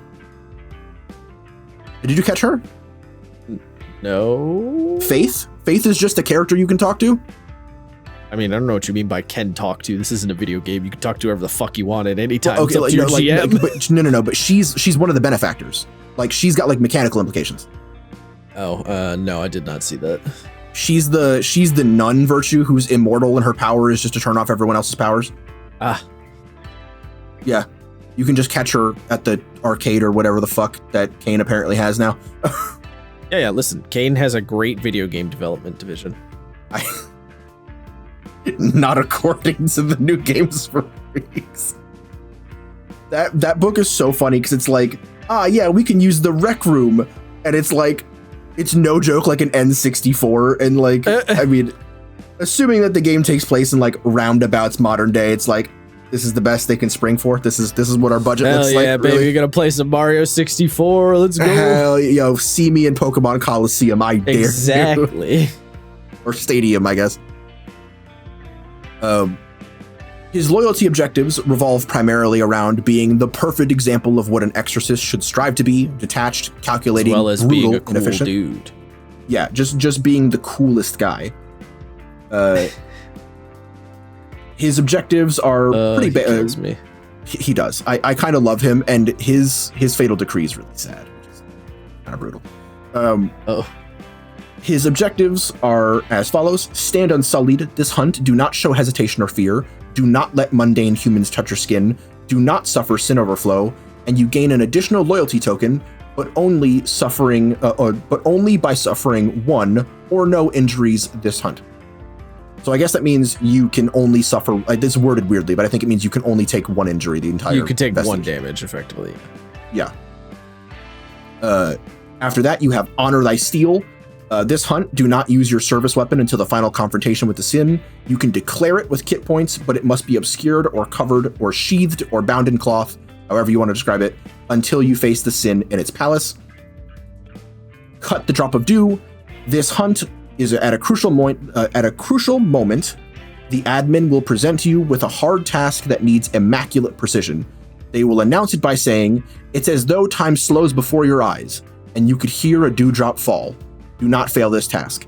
And finally, I'm sorry. The Knight Excelsior one, Honor Thy Steel, is just so funny because it's literally the fucking edgy bullshit that Virgil does, where he's like, "I will not draw my blade for the unworthy." it's the Zabuza. It's the Zabuza move. No, wait, who is it? It's not Zabuza. It's fucking Wolfwood from Trigun. Like, his thing's covered in cloth. Yes, yeah. Yeah, it's that fucking edgy shit. I know who you're talking about, though. The Akatsuki. Kisame. There you go. Yeah. Yes, Kisame. Yeah. The final objective, which can earn you up to 2 loyalty tokens, is Ye Shall Be Heard. This hunt only use language-based blasphemy powers, law, and tongue, or use the trauma questions to damage the sin. Gain an additional loyalty point by finishing off the sin with such a power. This one's worded a little bit weird as well. So because the objectives are taken on an individual basis, it's saying that you, if you have, vocal-based blasphemy powers, can only use those, and you can only help in this fight by dealing damage to the sin with trauma questions. That one seems very difficult to do. Extremely, yeah. Unless, it could be super easy, though, if you have the tongue one, which, you can say stuff like explode and shit just blow up. But assuming you don't have that, yeah, basically you're going to have to just tell your allies, like, hey, let me use the trauma questions. Just can't fight. Use your service weapons. Yeah. After that, his show of force, World Divider, revolves around furthering his cult of personality to justice as a virtue and arming his exorcist crusaders. Its abilities include limiting your downtime actions to just using grudge work, which again we said is just working around the facility. And if you try to do anything else, you must succeed on a covert skill roll. Confiscating gear, essentially any service weapon that's category 3 or higher is locked away or just taken until the end of the next hunt, and you can't upgrade them. So if you have a category 2 weapon, you can't upgrade it to 3 or anything for that matter, and all the category 3 weapons are just not available to you for the next hunt. What? The law and tongue blasphemy, are those from like a different book?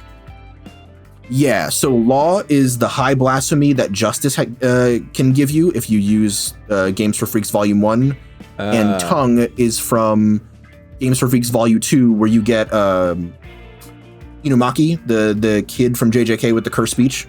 Yeah. That's just a blasphemy now, and it works the exact same way. I see. Okay. It's a really cool blasphemy, actually. But yeah, the final one that it can force you to do is this is fun because some of the shows of force are just narrative things. So in this case, you're forced to attend his like congregations before the hunt, and that could involve things up to and including conflict, because it says, for example, the Exalters of Law take control of the facility's intercoms and congregate in open spaces. All exorcists are demanded to show their dedication to justice and law. What do these fanatics destroy for its opposition to their views? So in the case where one of your exorcists are particularly rambunctious, maybe a fight could break out, maybe I don't know. I'm confused. When exactly are you supposed to like use these shows of force? I was confused about when these are supposed to come into play. Right after a hunt, before you do your downtime, the new pillar takes over as the reigning pillar. And once that happens... They always do a show of force? No, only if you do the loyalty roll and fail with a 2 or lower. Or 3 or lower, okay, sorry. So that was the part I missed. Yes, so right before you start your downtime stuff, they take effect, and they affect you throughout downtime and into the next hunt. For the example of no good weapons for you, effectively. I see.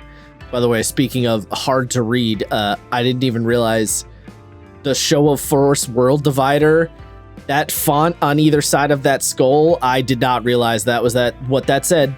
I didn't either. Thankfully, it says at the very bottom of Fate's Delusion. It says at the bottom, yes, World and then Divider, I looked back up and I was like, Also, the side on the right, that's his special gear that I'm sure you're about to talk to, didn't realize any of that was relevant. at first. Yes. That this is relevant. Yeah. Yeah. So these are really cool. His purchasable loyalty gear revolves around. I keep doing that like thing. It revolves around limiting or controlling psychic phenomena, reducing sin you take, and reducing the effects of the severe attack. It also can provide you cool weapons. For example, Ultima Gris, which I believe is his sword that he can let you borrow. Probably. It's a category 4 service weapon worth 2 kit points and requires 3 loyalty tokens to use.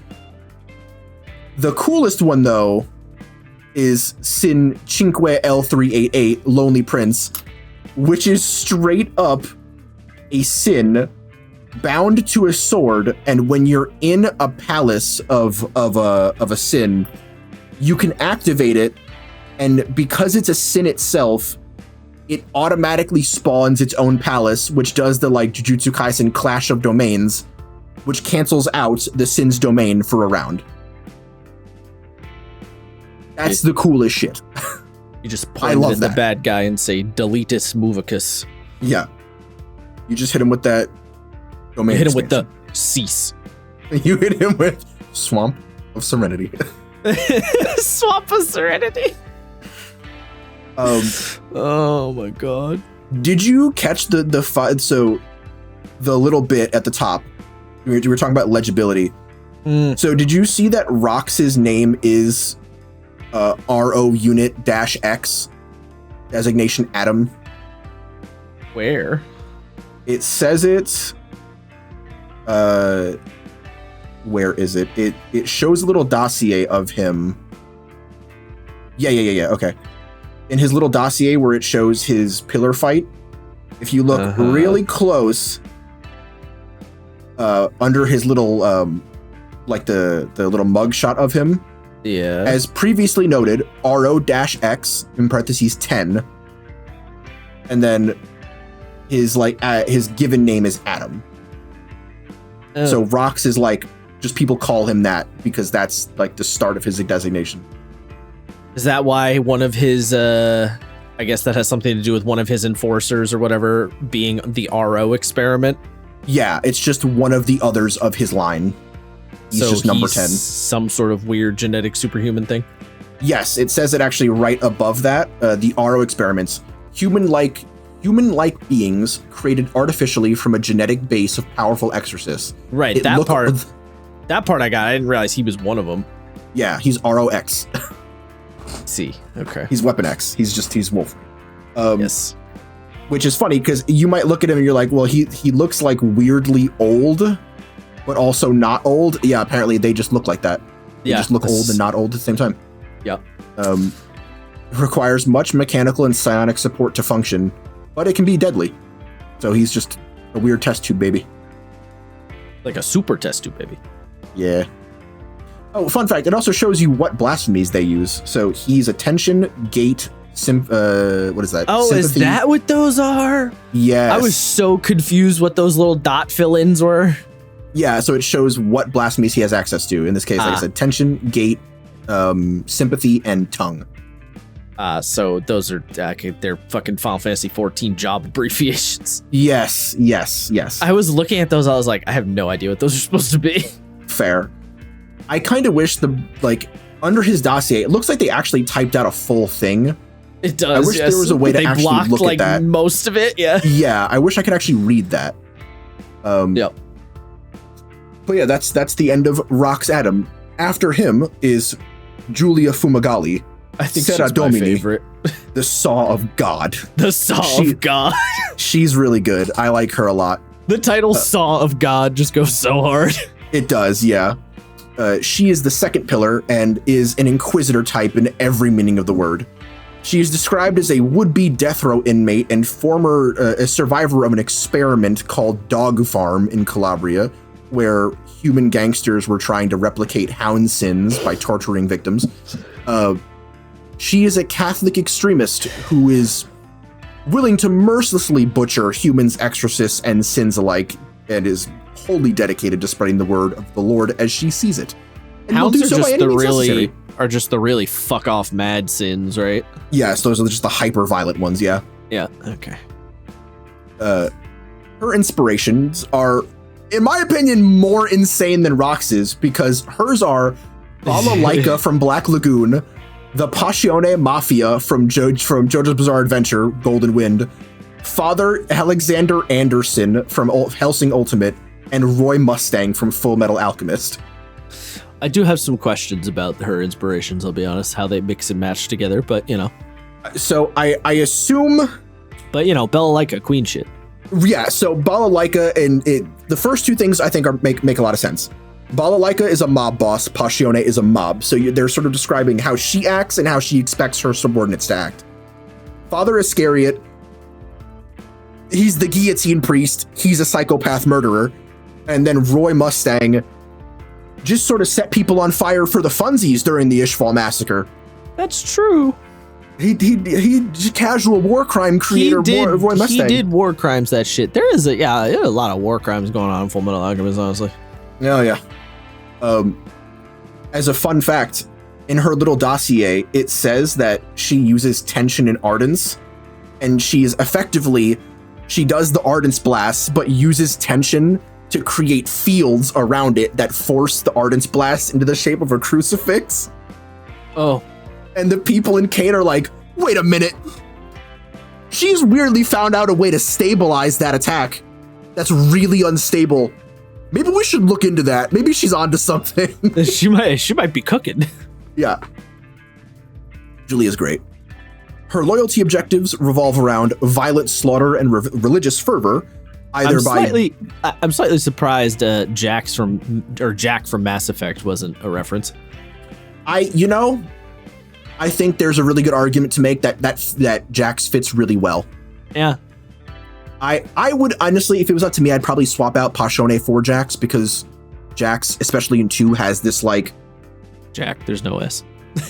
Yeah, sorry. Jack has this, I think I'm thinking of Rox still, has this like dog off the leash thing going on where she'll just fly off the handle, which in Julia's description, she commits so many war crimes that she gets being constantly yelled at by the administration. So, yeah. That's great. Granted, despite her being war crimes Jane, a lot of her loyalty objectives revolve around saving people. Yeah. Which is a cool dichotomy, because she is still trying to spread the good word in a way. She's still down for Jesus. Yeah. In her own special way. Her first one, let God sort them out. The investigation area of this hunt houses a human criminal that the mundane system of law is failing to punish. Kill them. Gain an additional loyalty point by killing every mundane human in their proximity who served them willingly. God damn. Literally let God sort them out. Yeah. Up next is deliver them. An investigation area of this hunt contains a specific group of people, anywhere from a family to a town, suffering from the effects of a natural man-made disaster. Restore a token of hope for them. If the cause of their suffering is human... man-made. Yeah. If the cause of their suffering is natural human... Natural man-made is an oxymoron. My bad. Yeah, natural or man-made. If the cause of their suffering is human, kill or dismantle it. Pay your respects. The investigation area of this hunt contains a missing persons case tangentially related to the sin host. A victim of either the sin or mundane perpetrators, find that person or their body. And then finally, look within yourself. This hunt resists sin overflow during final conflict. When you do so, you may immediately swap agendas with either temperance or beast. Your sin marks reflect this choice, resembling angelic aspects or bloodied thorns. It's kind of cool. After that, her show of force, Infernabilis, revolves around violent interrogations, literal witch hunts, and executing friendly NPCs, and that shit is not a fucking joke. Essentially, you might be the subject of a violent interrogation during your downtime, and you can only use downtime activities or use script if you only clear half of your stress and all of it, as opposed to all of it. So basically what that means is, after every hunt, you clear all your stress as normal, or you usually would clear all your stress and then you can do your downtime. This says You can only do a downtime if you agree that you will only clear half your stress, and the reasoning being is that you got jumped, like going to the mess hall or something. After that, there are just straight up witch hunts where you might be forced into a narratively disenfranchised scene where people are screaming at you and saying that you're a heretic or whatever. And then finally, unless you spend 4 loyalty points, an NPC who is friendly to you is publicly executed.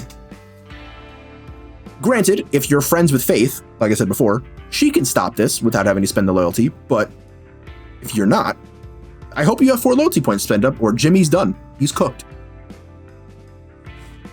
After that, we have her gear, which in this case is less gear and more are just, like, I don't really know how to put it. They're kind of like tests of faith. They require certain amounts of tokens, which is weird that you have to pay for them. But these are her like gear replacement thing, right? Yeah, they're her gear replacements. Yeah. So each of them has a token cost. You spend a certain amount of tokens, and you can only clear a certain amount of slashes before your next hunt on your stress. But if you do both of those things, you gain like weird psychic buffs. So things like all the stress from mundane weapons is non-lethal to you, which means you can't ever suffer a Sen overflow from getting shot by a Glock. You can always spend psychic bursts to make an attack against your head or neck ineffective. Once again, just stopping you from dying. You can make it so that you can't float if you don't want to, which is weird. And only supernatural currents can wash you away. I think the only time that'd be useful is when you're dealing with an ogre, but fair enough. I guess. And then finally, by spending time in the wild, you can supernaturally control animals and eat the flesh of anything to clear 1 stress when you rest. Side note, I know it's for the vibes and everything, but goddamn, is that font choice hard to read? You ain't wrong. That font choice is rough. It is, yeah. For anyone who's curious, it's like the ye olde script on the scroll type of font vibes. Mm-hmm. Like you know the bit in SpongeBob when he writes the, and it's the word the, but it's like really really like artsy and beautiful. It's like that kind of a font. Yeah. So I believe that either Julia doesn't speak English or English is her second language, because in her like little character dossier, rather than a dossier itself, it's a letter from Faith to her. And she's like, hey, look, how is my Italian? I've been practicing. Oh, yeah. So this is actually translated because it says approximately transliterated from Grecified diminutive Italian, I believe is what the word that they're trying to say is. So she's speaking in Italian, which is kind of funny. And apparently she uses an Italian version of slang that means sorry. She's also really excited to let Julia know that she likes ice cream. Good times. Who's letting her know? Faith, the virtue, they are friends, apparently. Okay. Yeah. After her, we have Y.L. Wong, the King of the Dead. Side note, her special enforcer guy, her special death squad guys are called the Fangs of God. The Fangs of God. Yeah. Also good. Yeah, it's really good. I love, by the way, their like abilities for when you fight them. All of them on all of the pillars are really good. Yes, they are all pretty sick. Yeah, they have what like is it? They have rocks. Like, was it rocks? He has one where he just like literally just cuts reality and shows up. Oh, yes. Yeah. Oh, I can't remember what the fuck that's called. Yeah. Strike faster than sound or unsheath a calamitous weapon. Yeah. Just rocks up and just swang. You know, he just Virgil judgment cuts you into the scene. Mm-hmm. He also has an ability which he just cuts the terrain to pieces, like complications while fighting him, slash apart the terrain, open a number of gate portals, gain a steel-like skin coating, pin down an exorcist with blades. He just does a bunch of crazy shit. He's literally just Virgil. Bro is just Virgil. Yeah, he's literally just hitting people with fucking judgment cut ends. It's kind of great. What are Julia's threats? Yo, yeah, I love this. Drag an exorcist away with a hooked chain. Unleash a cross-shaped inferno. Turn a hated human into a bomb. And receive a blessing from the virtue Faith. Kind of love that. You gotta love Faith being like, here you go. Yeah. I like her weapons are double-barrel shotgun, her inhuman strength, and psychic flames. Where does it specifically say their weapons? Attacks with. Oh, right. Yeah, Rock's attacks with reality-bending slashes, psychic spikes, arsenal of blades and firearms. Oh, hell, he uses guns too. Guns and swords like fucking Deadpool. It's funny, given that he uses firearms, he's closer to Dante, but his vibes are so much closer to fucking Virgil. Yes, his vibes are very Virgil-y. Yeah. Anyway, yes. The King of the Dead. Yes, YL Wong, King of the Dead. Bro, this guy sucks major ass. Dude, I love him though. Such a shitlord. He's such a shitlord, yeah. A former disgraced Wall Street tycoon turned exorcist. What he lacks in violent ferocity of the former two exorcists, he more than makes up for with the cunning pragmatism of a fucking businessman. He currently has the greatest number of followers because of fucking capitalism, and is known for his control over the Rebound Project, which is a secret venture controlled by authority that creates an army of reanimated exorcist corpses. I love that. Yeah. His inspirations, while a little less immediately conspicuous, are no less extremely indicative of his behavior. I only knew one of them. His inspirations are King from the movie Twilight of the Warriors, Walled In. I've not seen this movie in its entirety, but King is sort of a, like, businessy mob boss type. I almost said Heihachi Mishima, but, like, that's not, like, half of Heihachi Mishima. Evil businessman Heihachi. Or, that part. Kazuya, I should say. But less, Brother Sum from the Axe Gang of Kung Fu Hustle. Love that movie. We should watch that movie. And then, truly my favorite of them, the best Goro one, Majima from the Yakuza game series. Yeah. Which I think that really does sell what this character is. I think realistically, he's probably more Brother Sum than anything else. Because it specifically mentions his inflated yet fragile ego and disrespect for the dead, which is Brother Sum to a T. But I think if you wanted to sprinkle in a little bit more Goro Majima and just have him do wacky woohoo nonsense and fucking rip his shirt off to try to punch you in the mouth, I think that'd be valid. I do like that energy. His loyalty objectives revolve around the pomp and circumstance of business, dressing the part, retrieving mundane valuables or supernatural ones for that matter, and increasing the rebound core. And I mean that literally. You can automatically succeed one of the objectives by wearing a formal suit. You just gotta wear a business suit. You get given a cover identity as one of the investors in CAIN's many subsidiary organizations, and it's expected that you broker a deal with a specific NPC in this hunt without blowing your cover. Make sure the NPC isn't killed, obviously, but yeah, you just become his intern. You just walk around with a suit. You ever seen that show Suits? Where the guy, he's got like eidetic, remember he joins a law firm. I feel like it's kind of like that.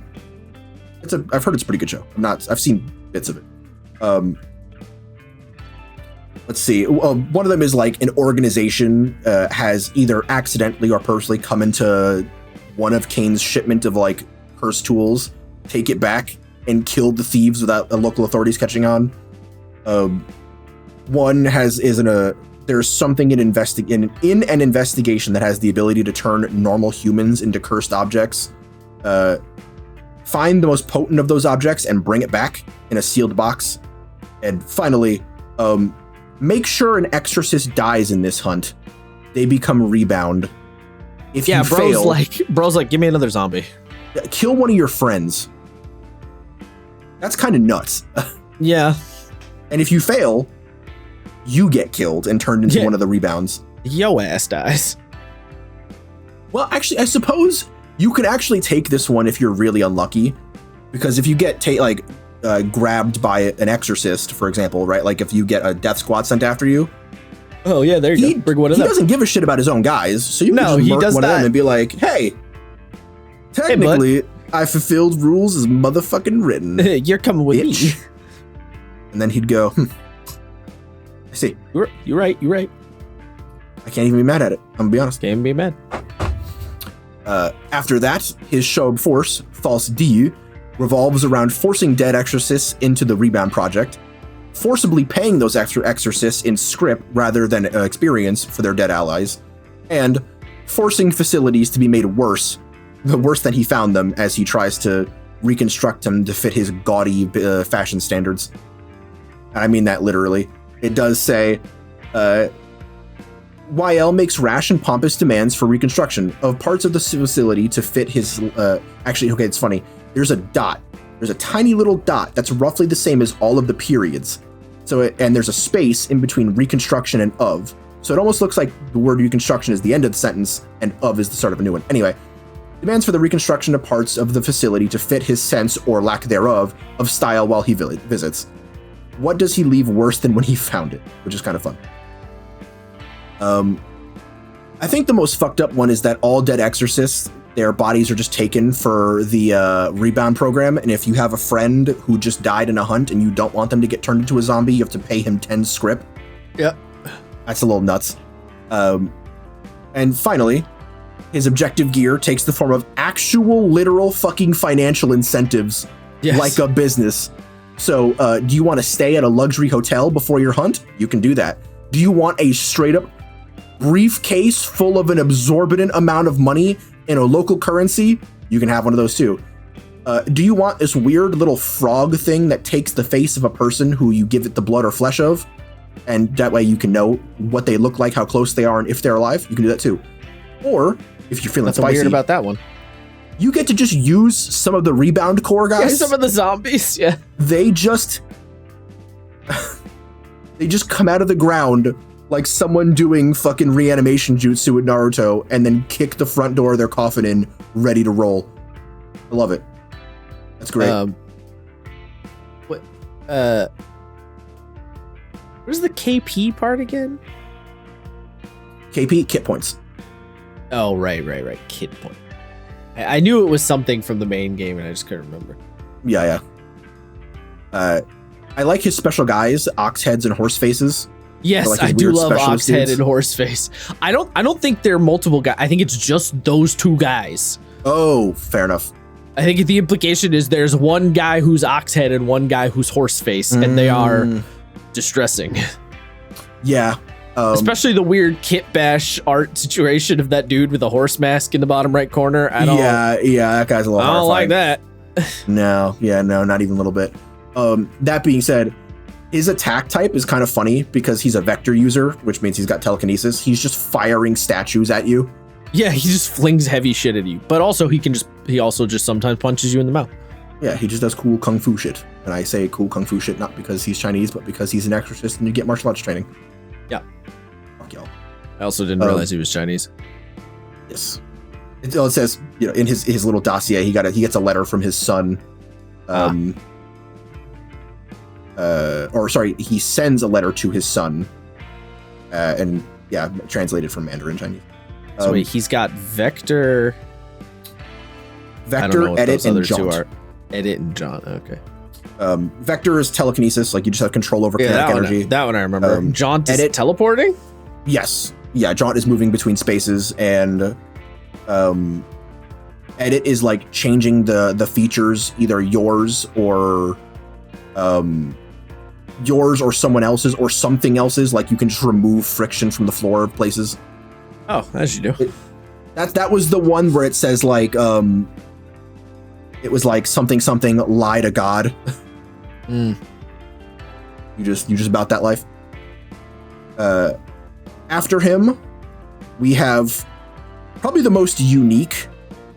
No, that's not true. The final one is the most unique, but I think one of the more interesting of the pillars. I don't know. I love this weird bitch. I love Saturday. I'm only slightly infuriated that her character, like, her name, is something that. My exorcist for CAIN when I played in the game was named Sunday MacArthur, who is a Malaysian Irish, who is of Malaysian and Irish descent. So this character having a names like a name day, or a day of the week name. I was like, no, fuck you, I did it first. I see. Anyway, Saturday Chung is known by her penultimate, or her ultimate loyalty to CAIN as an organization above all else. She is a solemn, distant collector of unwanted things, be it wayward exorcists or the corpses of sins. She uses her giant-bound Category 5 ogre sin, known as Ketch, and her mastery of Palace to create what is essentially a giant charnel house where the supernatural are butchered and repurposed into cursed tools, useful to CAIN. She's called the Sin Butcher. The Sin Butcher. And, they talk about that crab thing like it's enormous, like it's building-sized. Yeah. So... Yeah, she runs around in a giant crab. Yeah, she rides around in a giant crab and has used her Palace Blasphemy, which allows you to create, like, mental landscapes, to create a full-on butcher shop / factory inside of the crab. Horrifying. Her inspirations are an odd mix, lacking any real characters to speak of, as much as just vibes. Her inspirations are... I love her first one. The show Deadliest Catch from the Discovery Channel. The Discovery Channel show Deadliest Catch is a wild inspiration. Yes. Up next is John Carpenter's The Thing. Not the character, the movie. The movie. And the craziest one, in my opinion, is the concept of whaling in the game Dishonored and its DLC, The Knife of Dunwall. Yes, whaling in Dishonored, which I get what they're getting at, though. I do. I didn't play that DLC, but I do know what they're talking about, vaguely. I mean, the DLC doesn't... You know enough about the whaling from the main game. Yeah, true enough. Her loyalty objectives revolve around killing and retrieving the corpses of the secondary sin anomalies, the one that Josh loves so much, the Drifters, and potentially just killing exorcists that might be, on the loose and taking their bits back just in case. You have Break the String. A specific drifter feeds off the sin of this hunt, allowing it to make use of one of the sin's domains. Learn how it sustains itself from the sin's existence, then execute it. Make sure to extract from the hunt with its corpse. The second one, Find What Has Sunken. The investigation of this of this hunt includes a site where a sin was subdued more than 100 years ago by a party other than CAIN. It is geographically difficult to access, either being underwater in a deep cave or within a dense forest. Extract this dormant sin seed. Light the flame, catch the moths. I love the name of this one. The investigation area of this hunt includes a drifter site with an urban legend attached. Use the legend to learn how to draw it out, then execute it. Make sure to extract from the hunt with its corpse. Finally, the mournful intimacy of cold flesh. Kill an exorcist with 2 or more sin marks, or an imago. Make sure to extract from the hunt with its corpse. I think the third, that Light the Flame, Catch the Moths one is really funny. Because can you imagine being like, all right, so we have to hunt down, and I'm sure you've all heard of this, a drifter known as, and I'm not kidding, Slenderman. And the one fucking millennial exorcist is like, let's go! And I'm not kidding, Slenderman. Oh, yeah, because the drifters are like the weird fucking... they're urban legends, yeah. Yeah. Like one of them is just straight up fucking Slenderman. They're like... isn't the thing is they're kindest like sins, but not quite? Yes, they're like pseudo sins. They're not... They are... Yeah. They're psychic manifestations built from suffering. One of them is the Pale Man. Yeah. They're psychic manifestations built from suffering, but they're not strong enough to manifest sin events. One of them is straight up the fucking giant behemoth thing from The Fog, or The Mist. Nope. I honestly, the one that like absolutely the fuck no, me the worst is the pest. The little guy coming out of the sink. Yeah, no, we'd kill it with fire.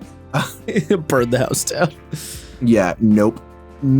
I am not fucking with that thing. It's, what is it described as?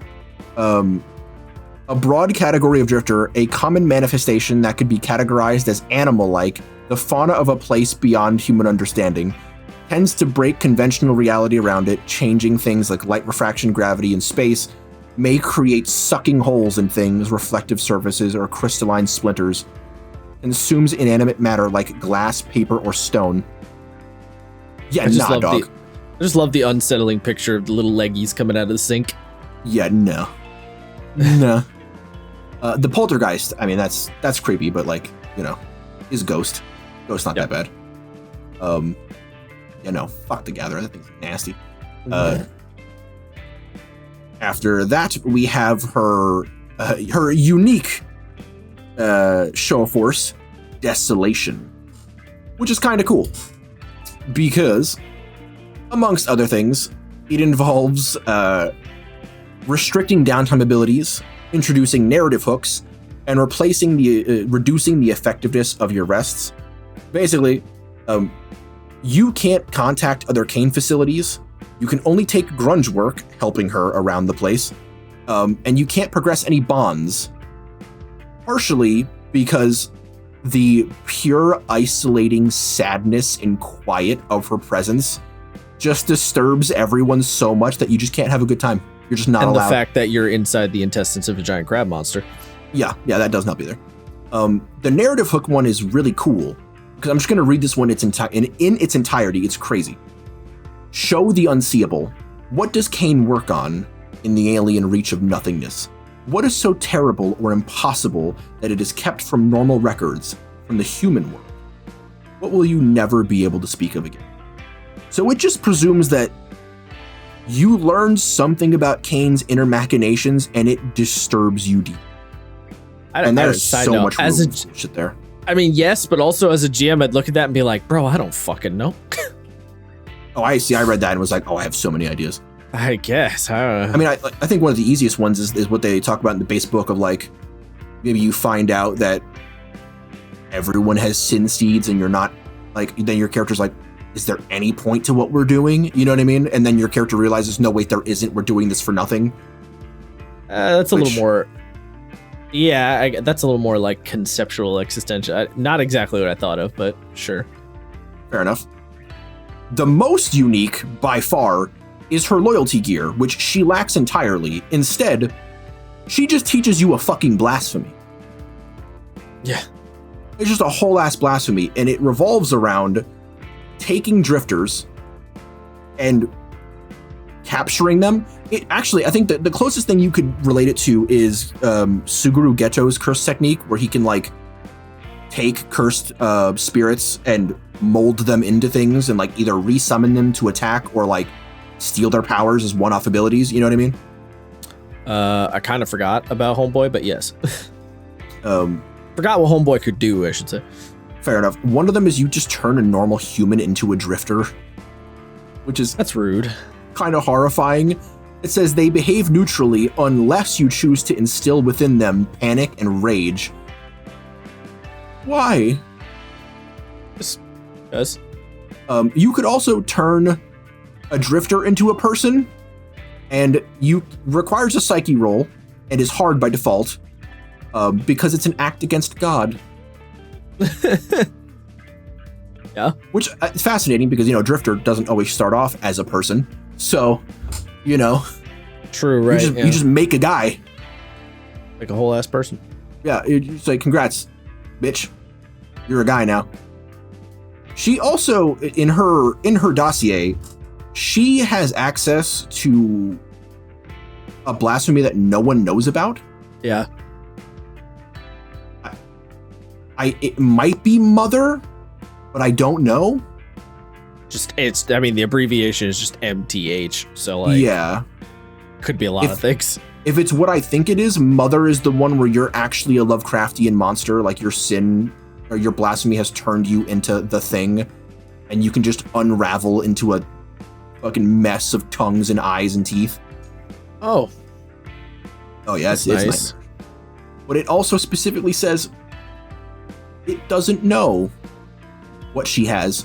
I think there's a fuck up here because it says she doesn't have Palace on her thing, but the description of her clearly states that she does have Palace.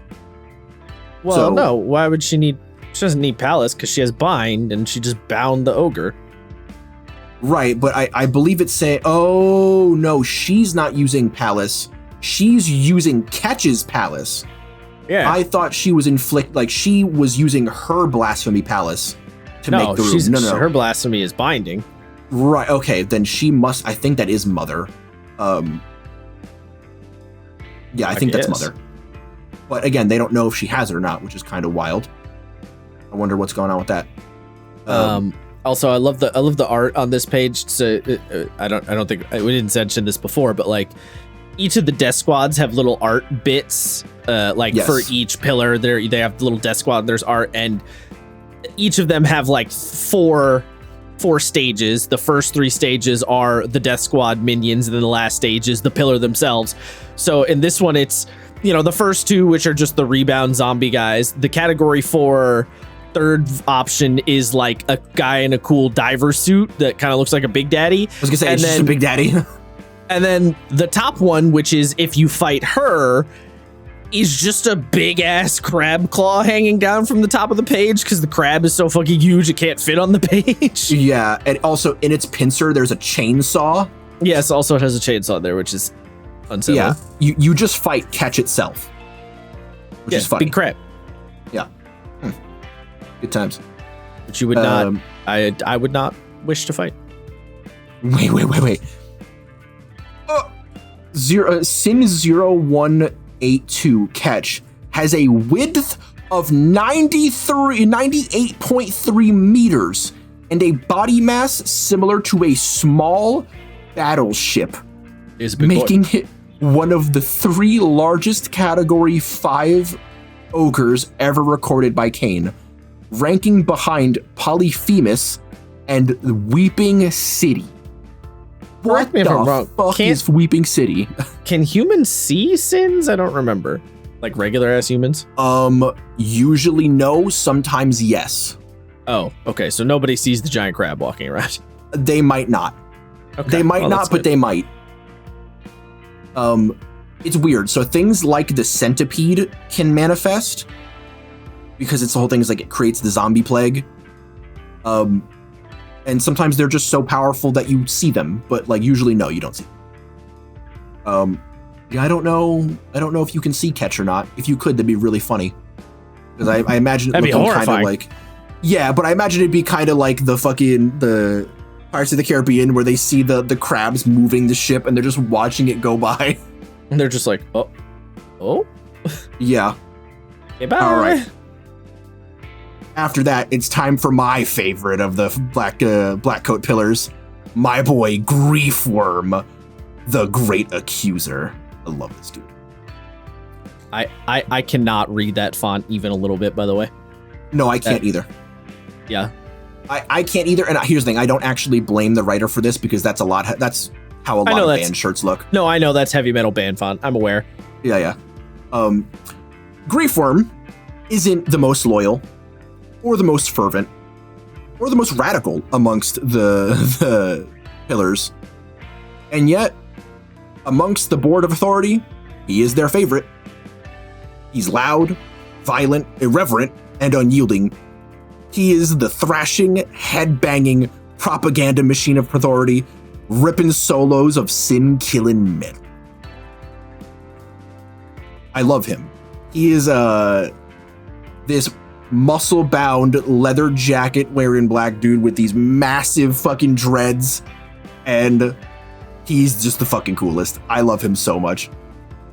Griefworm lacks any character-based inspirations. Rather, the author has compiled a full playlist of his musical inspiration, ranging from Dragon Force to Bring Me the Horizon to Machine Head, and including the Metal Gear Solid Rising Revengeance original soundtrack. Specifically, the Hot Wind Blowing. I kind of felt like Rules of Nature should have been there, but it is what it is. I mean, Hot Wind Blowing is Armstrong fight theme, so. No, it's not. Is it? What? No, Hot Wind Blowing, I think that's Excelsior. No. hot wind blowing. Whose theme is this? Oh no, yes. No, Oh, it's the Blade Wolf DLC guy. Yeah. Yes, it is. Yes. Yeah. Good song, but yeah, I don't know. I feel like Rules of Nature would have worked really well here because his whole deal. A fun little aside before we get into like all his actual stuff. I don't know if this is taken from something, but I think this is actual lyrics that the author wrote for one of Griefworm's songs, which is kind of awesome. The lyrics are device, excise, grind my brain into powder and glass like the sand on the beaches of heaven. Hear now my vow, blood drips from the beaks of your ravens. Contraption of holy lobotomy, shredding the strings of my heart. Rip through the bonds of humanity, fresh blood's tearing at my scars. Do you see me? Do you feel me? Do you hear me coming?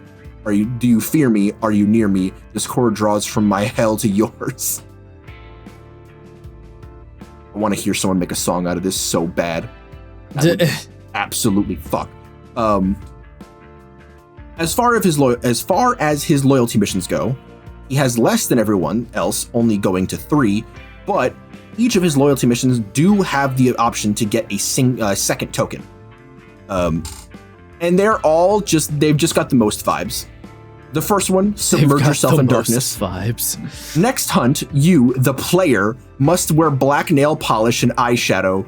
Gain an additional loyalty token if you do not wear a single non-black piece of clothing. Deal the venom.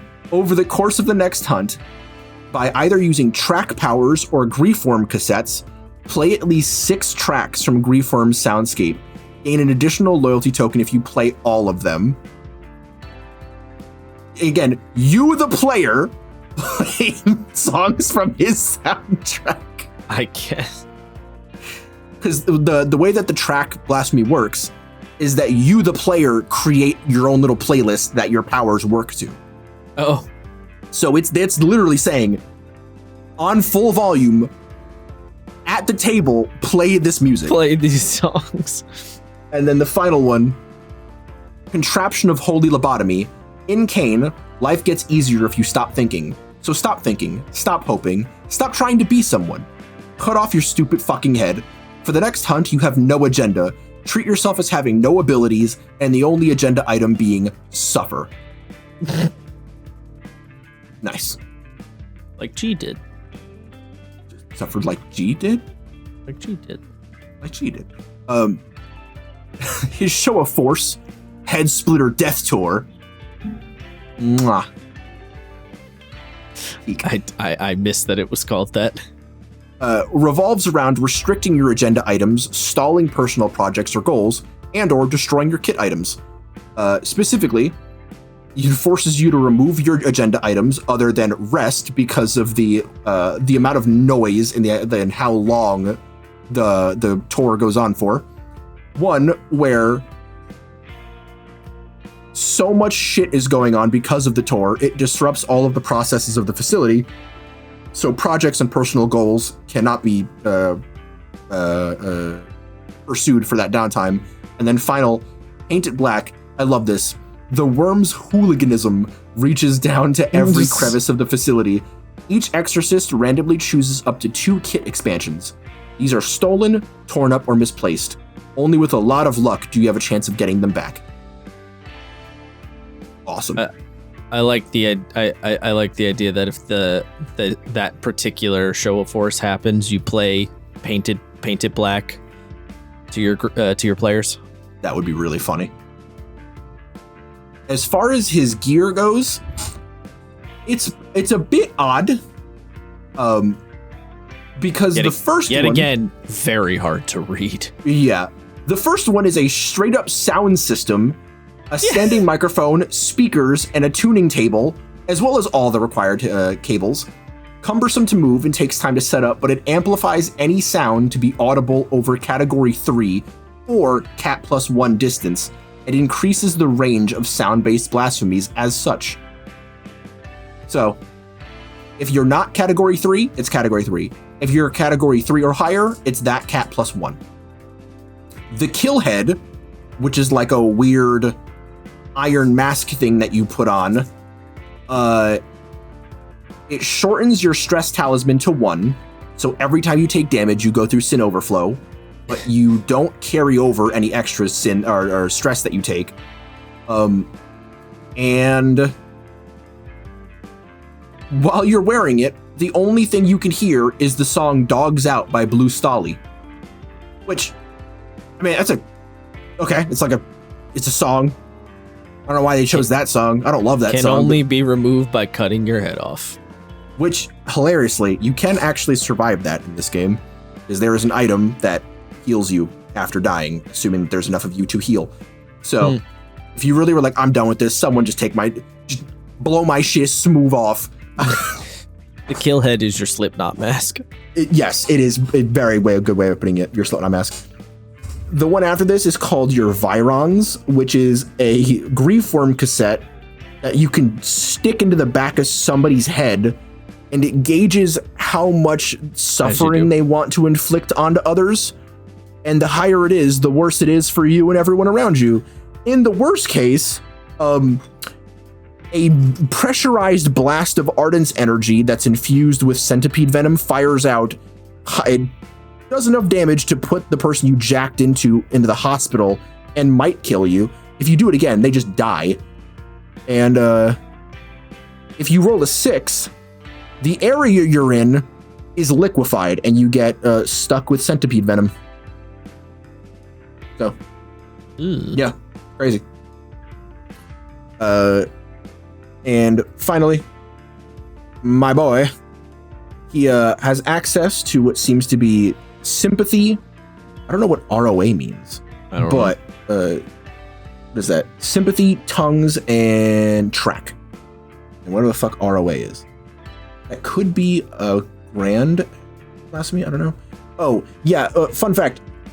His actual pillar page comes with merch that you can buy for your character using script. Yes. It has equipment items that you can just grab. And it shows you what it looks like the Griefworm band shirt. And when it shows you all his enemies, where all of the other ones show what they look like, his is just an away note that says on tour. Yeah.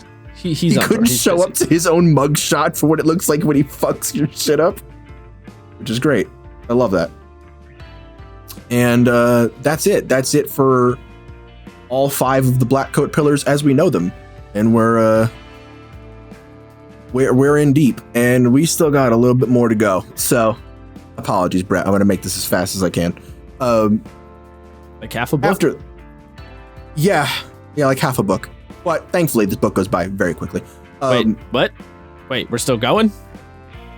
I mean, we're not stopping. Would you prefer to stop? I've thought. I assume you already said we might do 2 parts anyway. Fair enough. All right, fair enough. That is where we'll stop then. Were you gonna speed run the other half of the book in 5 minutes? No, but there are a few chapters of the book that are a page and a half long, so it's fine because I have changed my mind, assuming that I do want to talk about the Fatal Decrees. They are pretty cool, so we'll do that next time. Just don't get to the spoiler bits. That's all. Fair enough. All right, yeah, that's been us. I hope my ramblings and terrible speaking have not deterred you too much from listening. And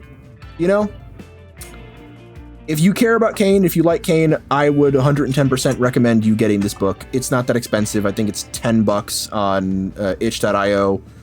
Definitely worth supporting Rowan, the author, and supporting Tom Bloom and the stuff he makes, including the best game of all time, Goblins with a Fat Ass. That at least is worth your support. And follow us on your social media platform of choice. Yeah. Peace, motherfuckers.